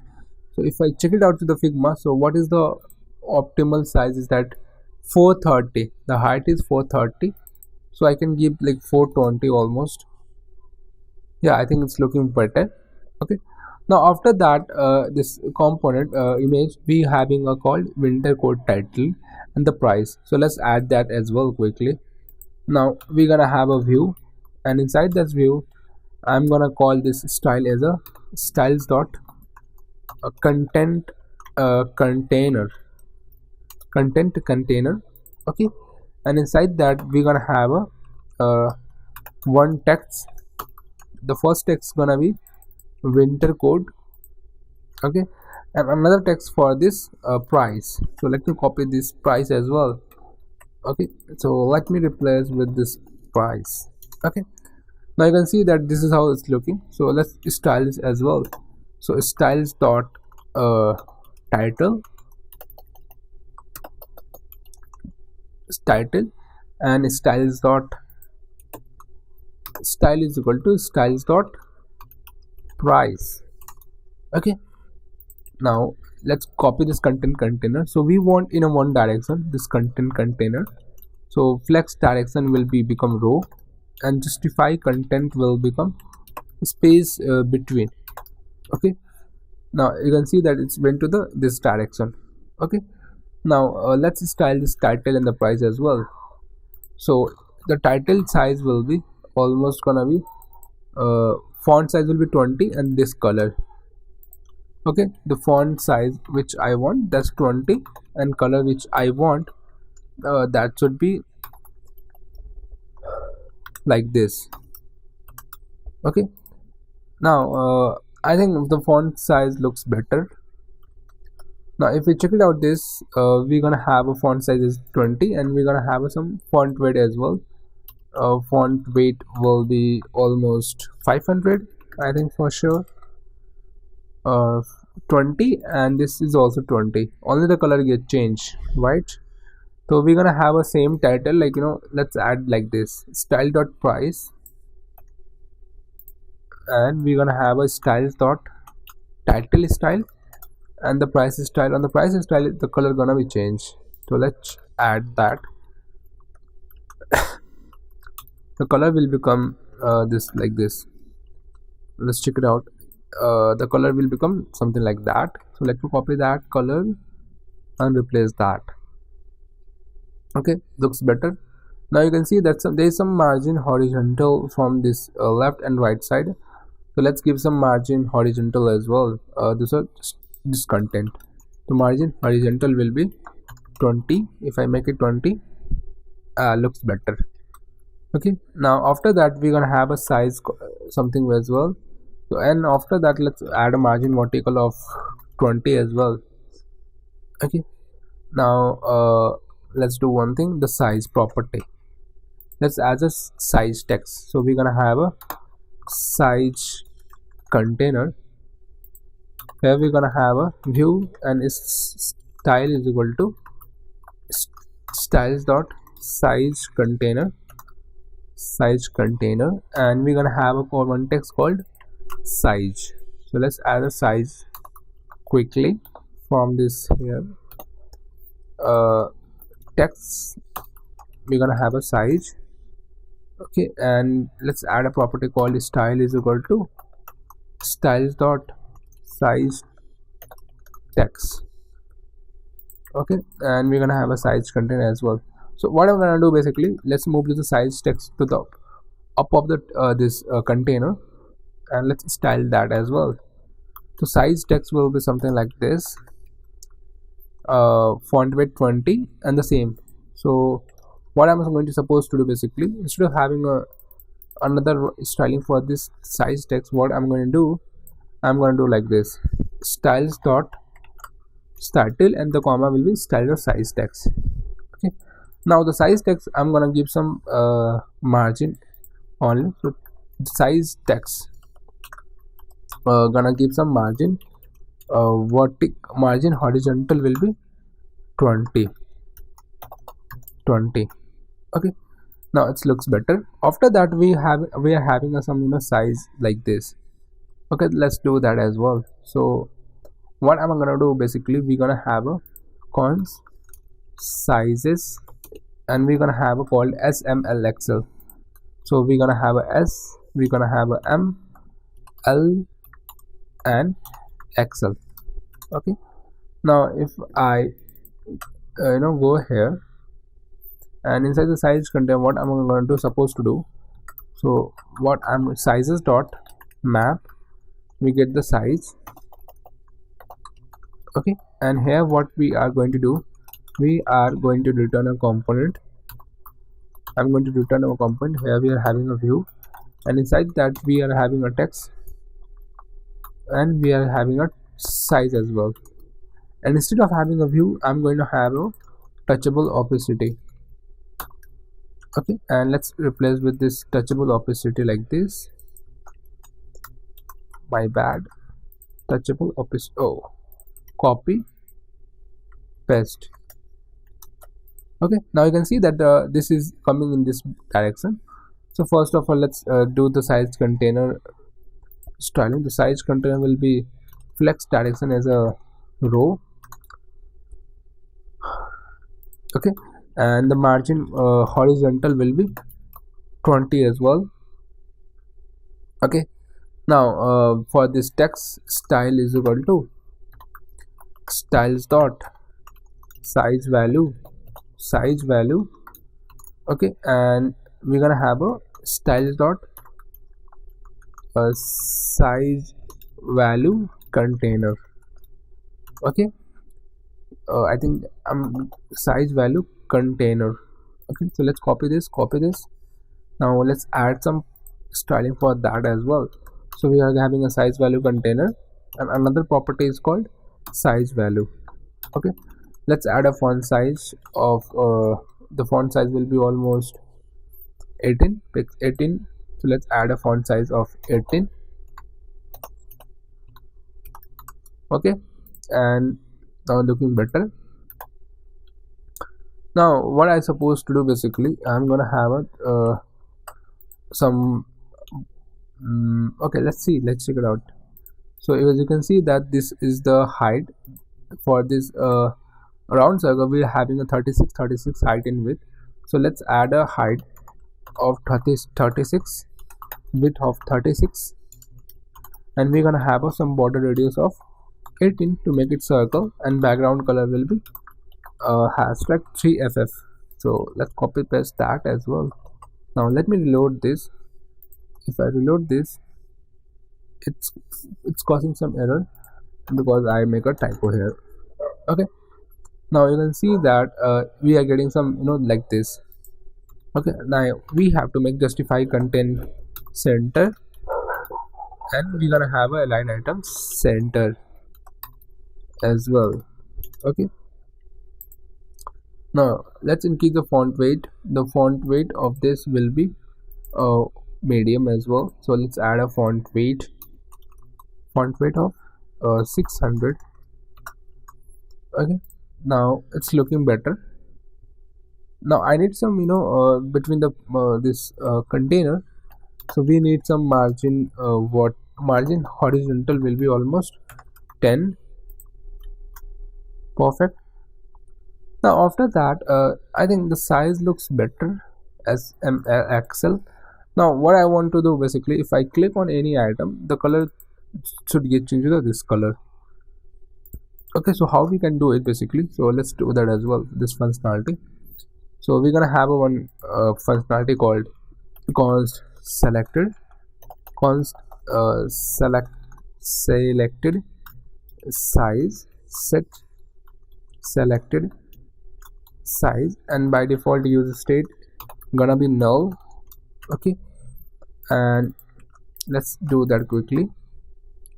If now I'm gonna add a property here, basically if selected size is equal to this size, okay, then what I'm gonna do, basically the color will gonna be this color, EFFF.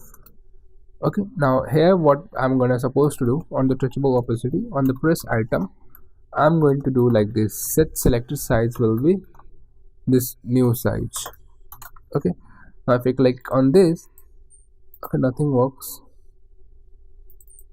If I click on this, nothing is working right now. Let's check it out. So set selected size. So let's see it does it updating the value. Nope. So let me do it again. I'm clicking on any item, it's not updating because let's check it out. So we are having a size, touchable opacity, and we are updating with the set selected size with the new value size value. And if I console here the size, my bad, if I click on this, nothing is working right, and that's too weird. Like sizes.map. Okay, and if I console the size here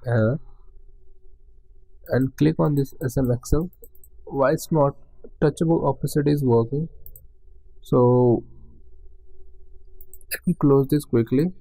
Let me open this again. Okay, now we are having this, we are calling this function on the onPress event. If I click on this, now it's working. So because that was not working because the app was not loaded in a right manner. Okay, now basically what is happening now, whenever we are clicking on touchable opacity, we are setting a state, set selected state, and the height value will be SLMXL, whatever the user is selecting on that. And if that is selected value is equal to the this size, so I'm adding a color as a this color. Perfect. Now after that we're gonna have a colors as well. So let's add a colors as well. So we're gonna have a color container text, and we're gonna have a colors, and I'm gonna just copy this styling that as well here for the color styles.title, and the size text will be become like this 20, and the color will be gonna be same as well. And we're gonna have some margin top, I think. So let's add a margin top. So we're gonna have a color text. Okay, and let's add a margin and some padding as well. So we're gonna have a color text. Okay, and if you check it out here, yeah, color, my bad, let me, I was making a typo, color text. Okay, so now what I want to do, basically I want to give some margin horizontal will be 20, and the margin top will be 10. Okay, now is thing looking better. Okay, if you check it out, that we are giving margin horizontal 20. Awesome. Now you can see that we have to do like this. Okay, basically when we click on any color, so it should become that color. Okay, so first of all, let's copy that all the colors to loop that colors. So we are gonna create one array const colors, and we're gonna just replace that as well, all the colors. So instead of replacing that, copy pasting again and again, I've already have one array, colors array. So I'm going to just replace that array, the colors array. As you can see that we have, like, get all the colors array. Okay, and let's do that. Now we're gonna have a one view, and inside that view I'm gonna name as a style is equal to styles dot color container. Okay, and we're gonna have a colors array dot map. We get the item here. What we're gonna do, basically here we're gonna return a component, the first component, and inside that component we are gonna return another component, another view. Okay, and basically let's do like this. So we're gonna have a style and styles dot circle, basically. So let's style the circle quickly. So the circle will be looking like this. Height will be almost if I check it out, the height is almost 36. So let's add a height as well, 36. Width will be 36 as well. Border radius will be almost 18. Okay, now you can see that nothing appears here because we are adding not a background color. So let's add a background color as well. So we're gonna have a background color as instead of having item, we're gonna have a called color. We are going to call this color. Now you can see that we are getting color like this in a different direction, right? So I'm gonna call this color container. Let me scroll down, color container, and we're gonna have a flex direction as a row. Okay, awesome. Now you can see that this is the color container looking like this. We're gonna have a border radius as well to the circle, and let's add some margin horizontal as a 20. Okay, and after that this circle property is not working. Why? We are having a border radius of 18, and let's add some margin vertical, margin horizontal as well. margin horizontal of 10 as well. So okay, 10, and we're gonna having a border radius of 18. And why it's not working, this border radius? So we are having a style.circle and background color. Here we are defining a height and width. Border is, if I make 20, yeah, perfect, it's working, reflecting. Okay, now you can see that we are having a color like this. But what I was supposed to do basically, if I click on any item, so it should become a one, create one border on the top of it. So what I'm gonna do basically, I'm gonna create another styles called circle border. Okay, and let's do that quickly. Okay, and let me do that quickly. So circle border gonna be looking like this. Border width will be gonna 1. Okay, and the same border radius will be gonna be same, something like this again. But what I supposed to do basically, if I check it out, so we are having a 48. So let's make a 48 instead of 36. We're gonna have a 48. We're gonna have a 24. Okay, now you can see that this is looking like this, too weird, right? So let me remove this margin horizontal 10. Okay, now in the circle content, what I'm gonna do basically, justify content center, not, oh my bad, align item center. Okay, now instead of having border width as a 1, I'm gonna make it 2. Okay, and I think this will gonna work like this, align item center, so it will make the item in the center, and the justify content center, so it's gonna make the item in the center. Awesome. Now if we basically, if we click on any item, let me reload this quickly. Now I think margin, that give me some margin as well here. Margin horizontal will be 10, not 10, let's make it 5. 5. Now what I supposed to do, if I click on any item, that color should get applied to that border width. Okay, so let's do that as well. So to get that, what I have to do basically, inside this view circle container, we have to type border color, and that color, okay, is gonna be this color. As you can see, that is become color. Now what I supposed to do basically, if we're gonna have a const selected color, set selected color, and by default it's gonna be null. Okay, now whenever user click on any color, that color gets selected. So let's add a touchable opacity,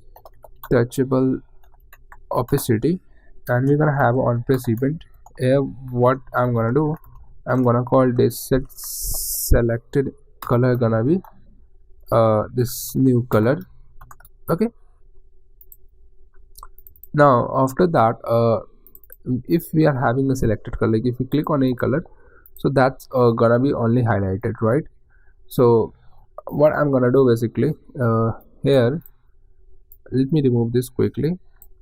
Now here what I'm gonna do basically, if selected color value is there, then only write this color property, right?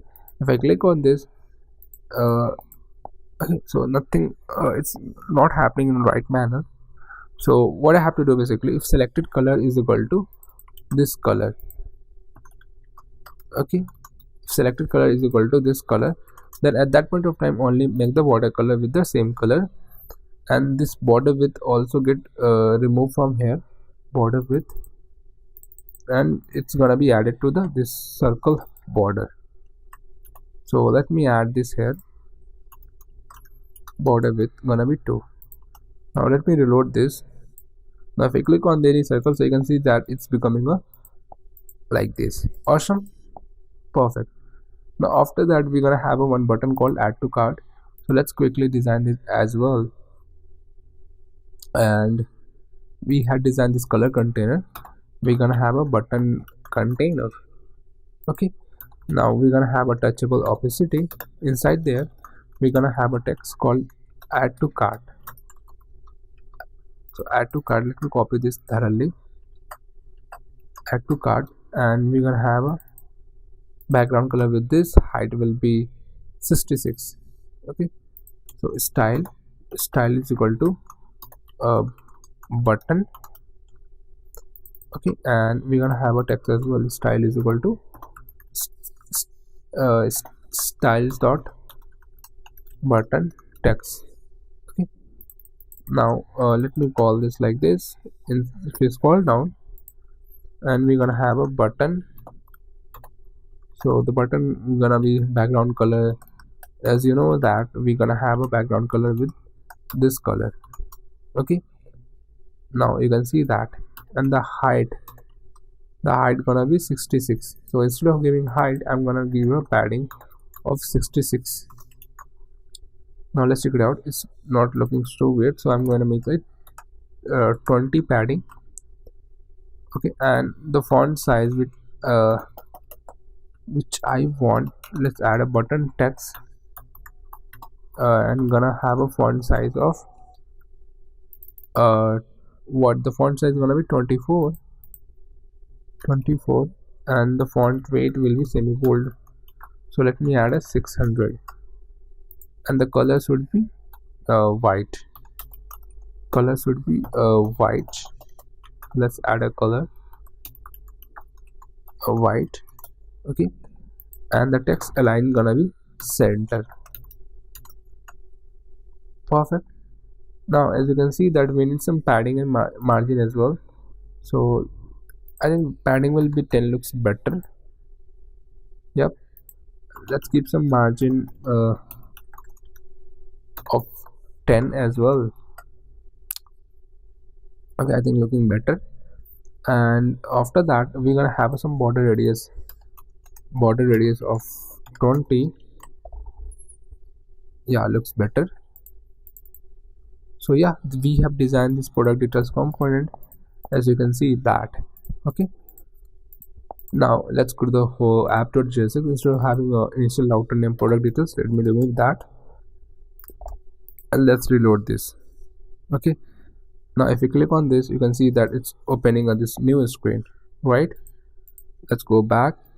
If I click on this, it's again opening a new screen, and we can select the size, color, all the things whatever we want, and we click on add to cart. Awesome. Now what we want to supposed to do, whatever the data we are let's go to the product card component. So you can see that we are passing navigating the product details component, and we are passing an item data as well. So what I'm supposed to do, basically we want that it should render that image, that data, all the things. Okay, so how we can do that? We have to go here, we have to write like this: const route is equal to use route. Okay, and what we have to write, console dot log route dot item.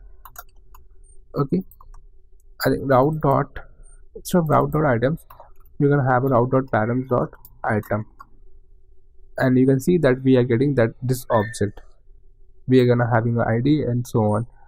So we're gonna have it like this: const item route dot params dot item. Okay, we get the item, and instead of showing this static image, let me do like this: item dot image. Perfect. Now, and after that, item dot title gonna be render here, item dot title, and instead of showing up this static price, let me do a dynamic price, item dot price as well. Okay, now you can see that it's, if I click on this beautiful girl, and you can see that the winter shirts and the price is showing. Awesome. Let's go back. Okay, so Now you can see that this is the product detail screen which we had designed. And the next, so let's summarize this all this stuff. So we have created this nested navigation, we had created product details screen. Now in the next video what we're gonna do, we're gonna create a card header component and the card screen design. Okay, now let's understand this quickly what we had done, all the things. Let's thoroughly revise it. So first of all, in the root app.jsx, what we had done, inside the tab screen we have a home screen. We are rendering home component, so we are rendering now home stack, and we have created one component called my home stack. Here we have defined our home component as a home screen. We are defining a product detail screen and we calling product detail screen. Okay, now in the home screen, as you can see that this we had added this light functionality. Basically what is happening here, whenever user click on any icon, any light icon, so what we are doing here, we are adding one property called is light as a true on this item id, on this object, whatever the object is it. Okay, and we are updating the set product state. Okay, now it's a product card component. As you can see that we, whenever we are clicking on any component, we are navigating to the product data screen, along with the we are passing a data in the props as well as an item. Okay, now if we go to the product data screen, so what we are doing here, we are getting the route, we are reading the item using the route.params.item, and we are just rendering the item.image, item.title, item.price as well. And this is the things which we had designed right now. Okay, and we can click on this, it becomes selected and so on. Okay, in the next video what we're gonna do, we're gonna work on this add to cart functionality. So yeah, that's all in this video guys. I will also provide this Figma GitHub link for reference. You can check it out, and if you are guys facing any issue regarding this project, so what you have to do is, you know, that you have to just ping me on my WhatsApp. So let me show you the group icon image. So this is the group 0 degree coder group. Here what you have to do, you have to just scan this group, scan this image with your camera, and you can join our group. And please let me know if you guys have any question. Thank you, bye. Hey guys, welcome back to the course. In the last video we have seen that like how to create this product detail screen and this color, this all the things we had learned about this. Now in this video what we're gonna do, that we are going to complete this project quickly.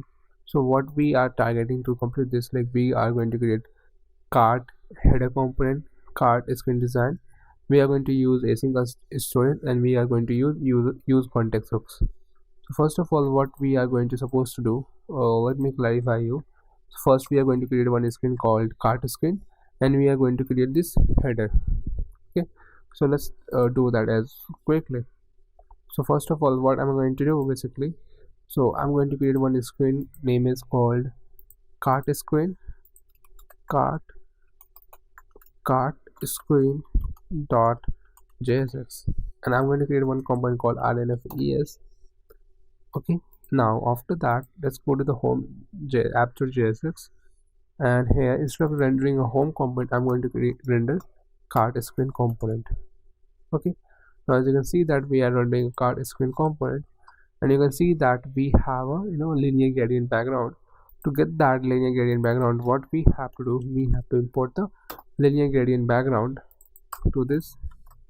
Okay, and after that we have to pass the colors. To pass the color, what we can copy this colors from here, and we have to just replace it here. Okay, now after that let me add a style as well to this container, styles dot container. Okay, and let me write this style here. So we're gonna have a container giving flex is a 1. Okay, now in the root tab component, instead of like whenever we are rendering, whenever we are reloading a component, it's navigating back to the home screen. Okay, now what I want, that it should be by default, it should be on the cart screen. To make this possible, so we have one property called initial route name. We have to pass the name which route you want as an initial. Okay, so I reload this. Now you can see that we are rendering a cart screen only, and you can see that we had created this linear gradient background. Okay, now after that we're gonna have a one header component. Okay, so let's import the header component. And after that, if you see that the header looking like this, right? Let's add some padding as well. So padding will be around 15. If I make it 15, now it's looking well, perfect. Now if you see that for this header we have like this, the back icon and the my cart. Okay, so let's do that as well. So I'm going to pass one property called is cart, and we're gonna have a passing a property as a true, value is a true. Okay, let's go to the header component, and I'm destructing here if is cart is true. Okay, if is cart is true, then what I'm gonna render, that I'm going to render this back button icon. Okay, so if it's is cart is true, so let's do that as well. So basically what I'm gonna do here, let me show you. If its cart is true, then I'm going to render one component, one icon import. So this back icon is where, let me show you. So we have to type React Native vector icon directory. Okay, and let me open this. So we want something like this back button, this back. Okay, so we are having a this chevron back, I think. Let me type like this, search like this. So we want like this icon chevron back, I think. Okay, so if I check it out, yeah, chevron back looks better. So I just copy this icon name and let me do it. So I'm going to use I know icons and have what I have to type React Native vector icons slash I know icons. Okay, and if its card is true, then basically I'm going to render I know icons. Name will be children back. Okay, and let me remove this space quickly. Children back. Color will be what? Color will be let me check it out. So the color which I want, that is red. Okay, so let me copy that color as well. Red color. Okay, and now as you can see that we are might getting some. Okay, if its card is true, then render this component, else I'm going to render this image component by default. Now if I make it format and reload this, now you can see that we are getting this arrow icon. Okay, now let's pass them size as well. The size will be for this icon will be almost 24. Let's pass a 24. Okay, I'm going to pass a 24. Perfect. Now you can see that we are getting this back icon. Awesome. Now we are having one text as well, my cart. The size is 28. Okay, so let's do that as well. So we are having a one text, my cart. Okay, and let's style that as well. Styles dot my cart. Okay, here what I'm going to do, right, the font size will be almost gonna be 28 and some font weight. Color will be gonna be black. Color gonna be black. Okay, now let me reload this. So now we are getting this awesome looking my cart. Okay, now if we can show that, if we go back there home screen, so we are able to see the my cart. So let's handle it as well. If is cart is true, then only I'm going to render this text, otherwise I'm not going to render this text. Okay, now you can see that it's become dynamically awesome. Now the next thing is that when we click on this icon, it should navigate back to the any other screen. So how we can do that as well? So to do that, we have to write const navigation, use navigation. Okay, and at the place of the back icon, this is the back icon. So I'm going to use touchable opacity, touchable opacity.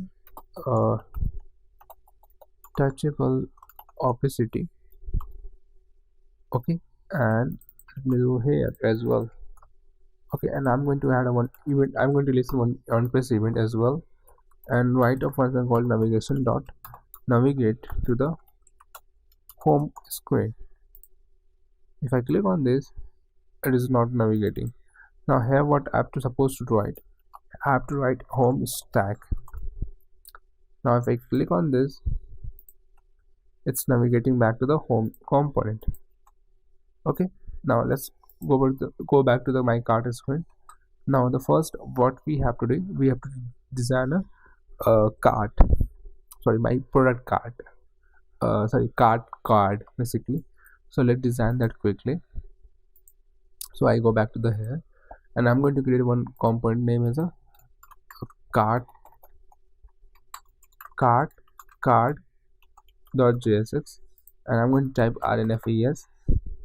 Okay, and let's go back to the cart screen.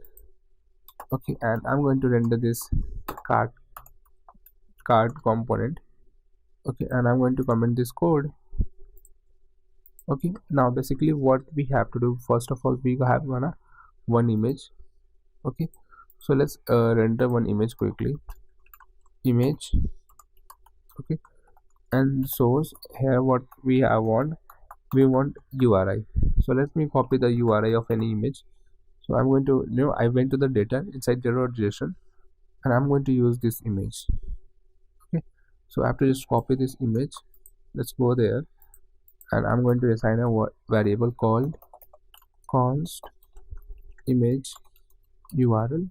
Okay, I get this image URL, and this is the URI gonna be. Okay, now nothing is we are able to see right now. So we are called styles as well. Style is equal to styles dot cover image. Okay, now let's write the styling for this, and we're gonna have a container as well. Styles dot container. Okay, now the container gonna be looking, we're gonna apply some styling for the container as well, and the cover image as well. So if we check the cover image, so we're gonna have a height as a 125 and width will be 94. Okay, so height will be 125, and let's add a width as well. So the width will be almost what 94, right? So I'm going to write 50% width for sure. Okay, let me make it 20%. I think the width will be gonna be 20%. Perfect. Let me make it 30%. I make it 30%. Now it's looking 25%, looking better, I think. Okay, now we want some margin vertical as well. Margin vertical will be 10. Okay, to get the image down. After that, let me add some one more basically a padding, something like that. Let me add a margin as well. View, and we're gonna have a capital view, and here what we supposed to do, let me add some margin. Style is equal to styles dot header container. Okay, and let me add a styling quickly. Header container, and the margin vertical will gonna be 10. Okay, I think margin top gonna look much more better, and we're gonna have a margin top as a 20. No, margin bottom gonna be 20. Perfect. Now let's go back to the here and set the card, and we're gonna have another view, and we're gonna have a style. This style is equal to styles dot cart content. Okay, so the first text which we gonna have a title, and name is a, okay, let me add a title text. So let me add a title quickly, text, and we're gonna have it like jacket jeans, and the second is called price as well. Okay, so let me add the price as well. Okay, now inside the cart container, let's style this as well. So cart container flex direction will be become row for now. Okay, my bad. I think this container become flex direction as a row. Okay, now the image and the it's gonna be same side. Okay, now after that, let me make it cart content will be flex is a 1, flex flex is a 1, so it will take the whole width and the height. Okay, now we're gonna have a one more item as well. Let me add that the delete icon quickly. Let me add, so delete icon we have to write trash. Okay, so I think I need this icon, something like this. Let me check it out. So I think this font autumn 6 icon, trash icon will look much more better. Okay, so what we have to do, we have to import font awesome 6 from React Native vectors icons / font awesome 6. Okay, and we're gonna have a render this like this. We're gonna have a name property, name gonna be anything what you want supposed to be. So name will be a trash for now, font awesome 6.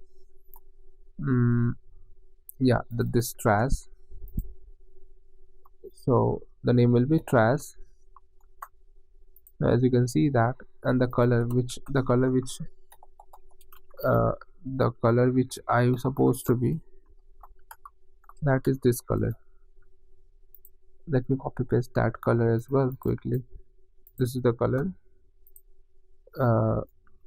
Yeah, perfect.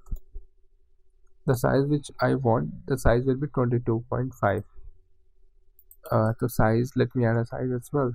Size will be almost 25. Okay, now if I reload this, you can see that we get the size as well, and which is looking too much greater, so I just make it smaller as a 22. Okay, now you can see that, perfect. Now we are having a cart content, so we let have style this as well. Style is equal to styles dot title, and we're gonna have a price as well. Style is equal to styles dot price. Okay, let me add a title in the price styling for this, and cart content. So we're gonna have a title, the title, the title gonna be like 18. Font size will be like this, font size will be 18. Color gonna be this color, and after that what I supposed to be price, the price color will be gonna be like this. Let me add that as well quickly. Price color gonna be 79797, and we might getting some error. Let me add a comma quickly here. Okay, now inside the cart container we want margin horizontal will be almost 10. Okay, now after that I think we're gonna have another circle and the size as well, so let's do that as well, and we need some margin top as well. So margin vertical will be gonna be 10. Okay, now the font size which I want is gonna be 20, and the font weight which I need is called 500. Okay, and the same for this, I'm going to do font size. Okay, let's do like this. Okay, cool. The font size which I want, the 18, and after that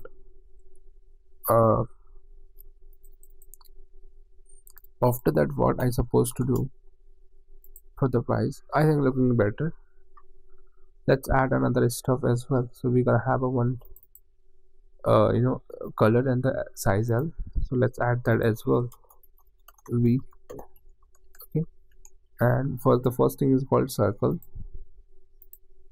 Okay, and we're gonna have a view style is equal to styles dot circle. Okay, so let's do that as quickly. So the circle will be gonna be height and width. The height which I want 32, width gonna be 32, border radius gonna be 16, and the background color which I want, that is called this color. Okay, now you can see that we are getting this here, right? Not a big deal. Now another thing is that we want size as well, so let's add that as well, and this gonna be inside here. Let me cut there from here, and we're gonna have a like this. Okay, and I'm gonna name it's called style dot styles dot circle size container. Okay, let me scroll down, and the circle size container gonna be flex direction as a row. Okay, and the margin horizontal will gonna be 10. My bad, I think it's gonna not be margin horizontal, circle size container. Okay, now another thing which I want, that is called this size, right? So we're gonna have a view. Inside this view we're gonna have a size as well, so let's add a size for that as well. So the size will be gonna be L for now. Okay, and we're gonna have a size circle. Okay, size circle, and after that let's style this as well. Background color gonna be white, and the height and the width which I made, the height and the width is like almost 32. So let's add a 32 width gonna be 32 as well. Okay, now as you can see that is looking like this.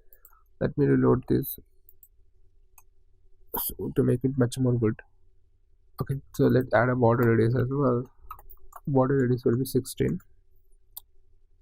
Okay, now it's become center, justify content center, and the align item center to make the center. Okay, now I need some margin left will be 10. Okay, now I had given the margin left as 10. Now I'm gonna call this style is equal to size text, styles dot size text. Okay, now let's do that as well. Size of circle, size text. The font size which I want is gonna be 20. If I make it 20, it become too much longer, which I don't want. If I check it out, the font size is like almost 18, so let's make it 18. And the font weight which I want is almost 500. Okay, not 5000, 500. Okay, now 500. Cool. Now if we just go back to the card screen, and if we just loop this card count, so you can see that we are getting the data like this. Awesome. Now we need some image height 125. Okay, so there's one thing which I just want. Height will be 125, and we need some border radius as well. So the border radius which I want is 10%. If I make it 10%, so it's looking better. and we're gonna have a, on the touchable opacity, on the trace icon, touchable opacity, we're gonna have a touchable opacity here as well. Now you can clickable if I'm able to clickable. So I think there's some error is coming. Border radius updating. So if I check it out, let's check it out quickly. Okay, let me reload this quickly, and after that what I'm going to do, basically border radius uh will gonna be 20. If I reload this, yeah, perfect. Now what I'm going to supposed to do, basically what I was telling key. So basically we are having like this, right? And we are styling the image as well. So let's go to the image, cover image. Border width will be 25%, the height, okay, perfect. Now the next thing which I want is called this things, total shipping grand total. So let's add that as well. So the first text will gonna be have a total. Okay, now another text will gonna be shopping, and after that we're gonna have another text called uh, shopping. Okay, now let's add the styling, like content as well. So we're gonna have a view, and inside this view we're gonna have a this view, and we're gonna have a inside a view, and we're gonna have a text. Another text gonna be price value, that is called what, or a 199. Okay, and another thing is that we have shipping, and shipping charge is like almost 0. So let me do that as well. Okay, the total this is the total value which I have written. Now let's add a same shipping value as well. Okay, now to add a shipping value, what I am supposed to do, basically, now I'm going to make it, in the place of $0, I'm going to make it $0 basically. Okay, now this is how we have to do it, but there's one catch, that it should be some price as well, like some margin as well. So styles dot price container. Okay, the price container which I added, style is equal to price styles dot price price. Okay, and price and title. Okay, and same gonna be for this as well, styles dot price and title. Okay, so I'm going to just copy pasting that all the stuff. Okay, now if you check it out, perfect. Now price and title here we have, and we're gonna have a style is equal to styles dot price and title. Perfect. Now what I'm going to do, basically,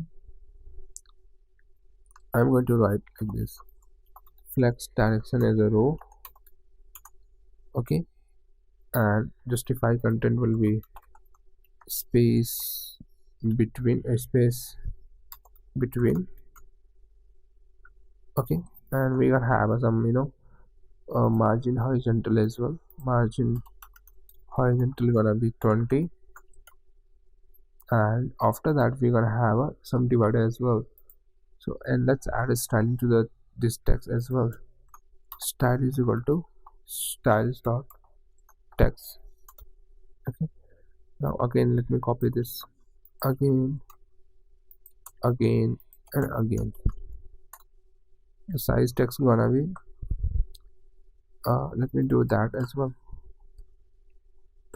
The text styling gonna be looking like this. Color will be this, and font size is 20. Color gonna be this color, and the font size which I want is called 18. Okay, now if I load this, it's looking better, right? Now we want some another this divider as well, so let me add that divider as well. Okay, to add a divider, what do we have to type? Styles dot divider. Okay, now let me do that. And for the price container, what I supposed to do basically, price and title, price container, basically I want some margin top gonna be 14 font sure for now. For margin top gonna be 14. Okay, now let's check it out. Yeah, now we're gonna have some margin vertical gonna be 10. I think 5 looks okay, 10 looks better. Now we're gonna have a divider as well, and the border width for the divider we're gonna have a border width of 2. Border color we're gonna have this color. Let's add that as well. Okay, now I think border width will be gonna be 1, and let's add some margin vertical gonna be 10. Okay, now after that we're gonna have a grand total text. Okay, so let's add a grand total text as well. So just copy this existing text and just pasting this. Okay, and instead of saving what we need, that is called grand total. So let me do that, grand total. Okay, and the total price is called 199. So let me add that as well. Okay, now instead of having a like this, so we can have a like this style.text, another parameter called color gonna be black. Okay, and we need some font weight as well. The font weight gonna be 700. Okay, perfect. Now after that we want another button called checkout button. So let's add a checkout button as well. So we're gonna have a touchable opacity, and inside here we're gonna have a check it out button. Okay, let's add a checkout button, and styles dot checkout container. Okay, now let's add a checkout container as well. Background color will be gonna be like this color. Let me replace that. Okay, now as you can see that we have replaced this checkout container with this color, and nothing is happening. Why?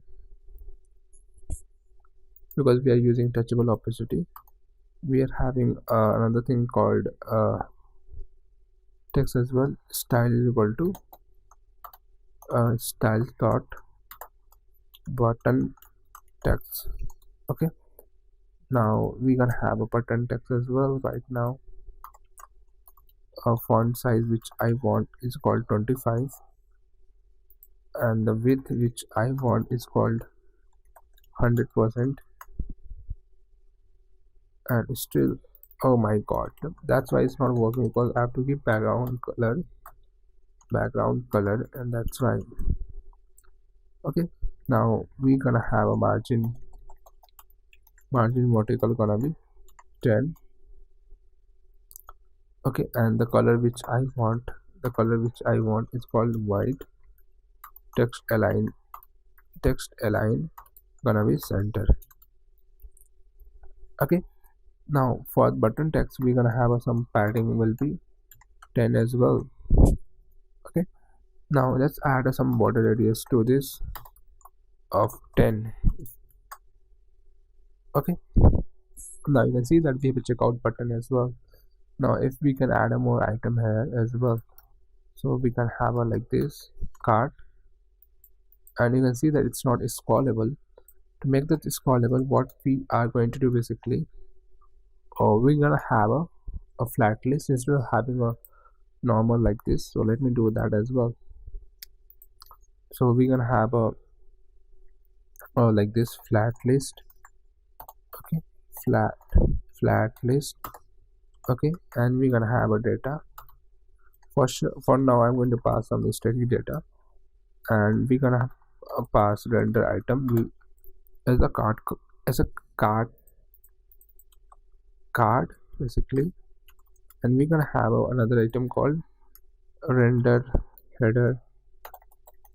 Okay, header list header component, and inside that what I'm going to supposed to do basically, I'm going to do like this. We have to just copy this all this stuff. Okay, I just caused that, and I'm going to dump it here. Okay, now you can see that another thing is that we are having a render item as a card. Okay, and after that we are having this product card as well. So let me remove this again, card. Okay, and if I reload this, so you can see that this is how this is looking like this, and that's too weird. Okay, so this price content, let me cut it here from there, and this one is also from here. Again we can see like this, and after that we're gonna have a called list footer component. Here we have to pass this item instead of passing in the Honda header side. Okay, now you can see that we are having a cart price as well. Awesome. And I don't want to show this scroll indicator as well. Okay, so let me remove this property scroll indicator. Okay, so it's vertical indicator will become false. Okay, now we can scroll it anyway. Okay, when we click on checkout, it will check out that.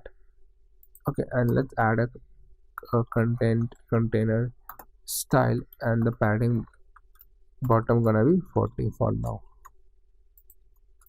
Okay, now let's make it 100 to make it scrollable mode. Okay, now after that what I supposed to want, this is how we can make it Figma. So I click on this, add to cart minimum, and it will looking like this. Okay, so that's all in this video. In the next video, what we are going to do basically, we are going to we have seen this, we have done this, we have done this. We are going to use async storage, and we are going to use context hooks to store the data. So yeah, that's all in this video guys. See you guys in the next video. Thank you, bye. Hey guys, welcome back to the course. In the last video we've seen that how to design this cart page. As you can see that currently we have some static data.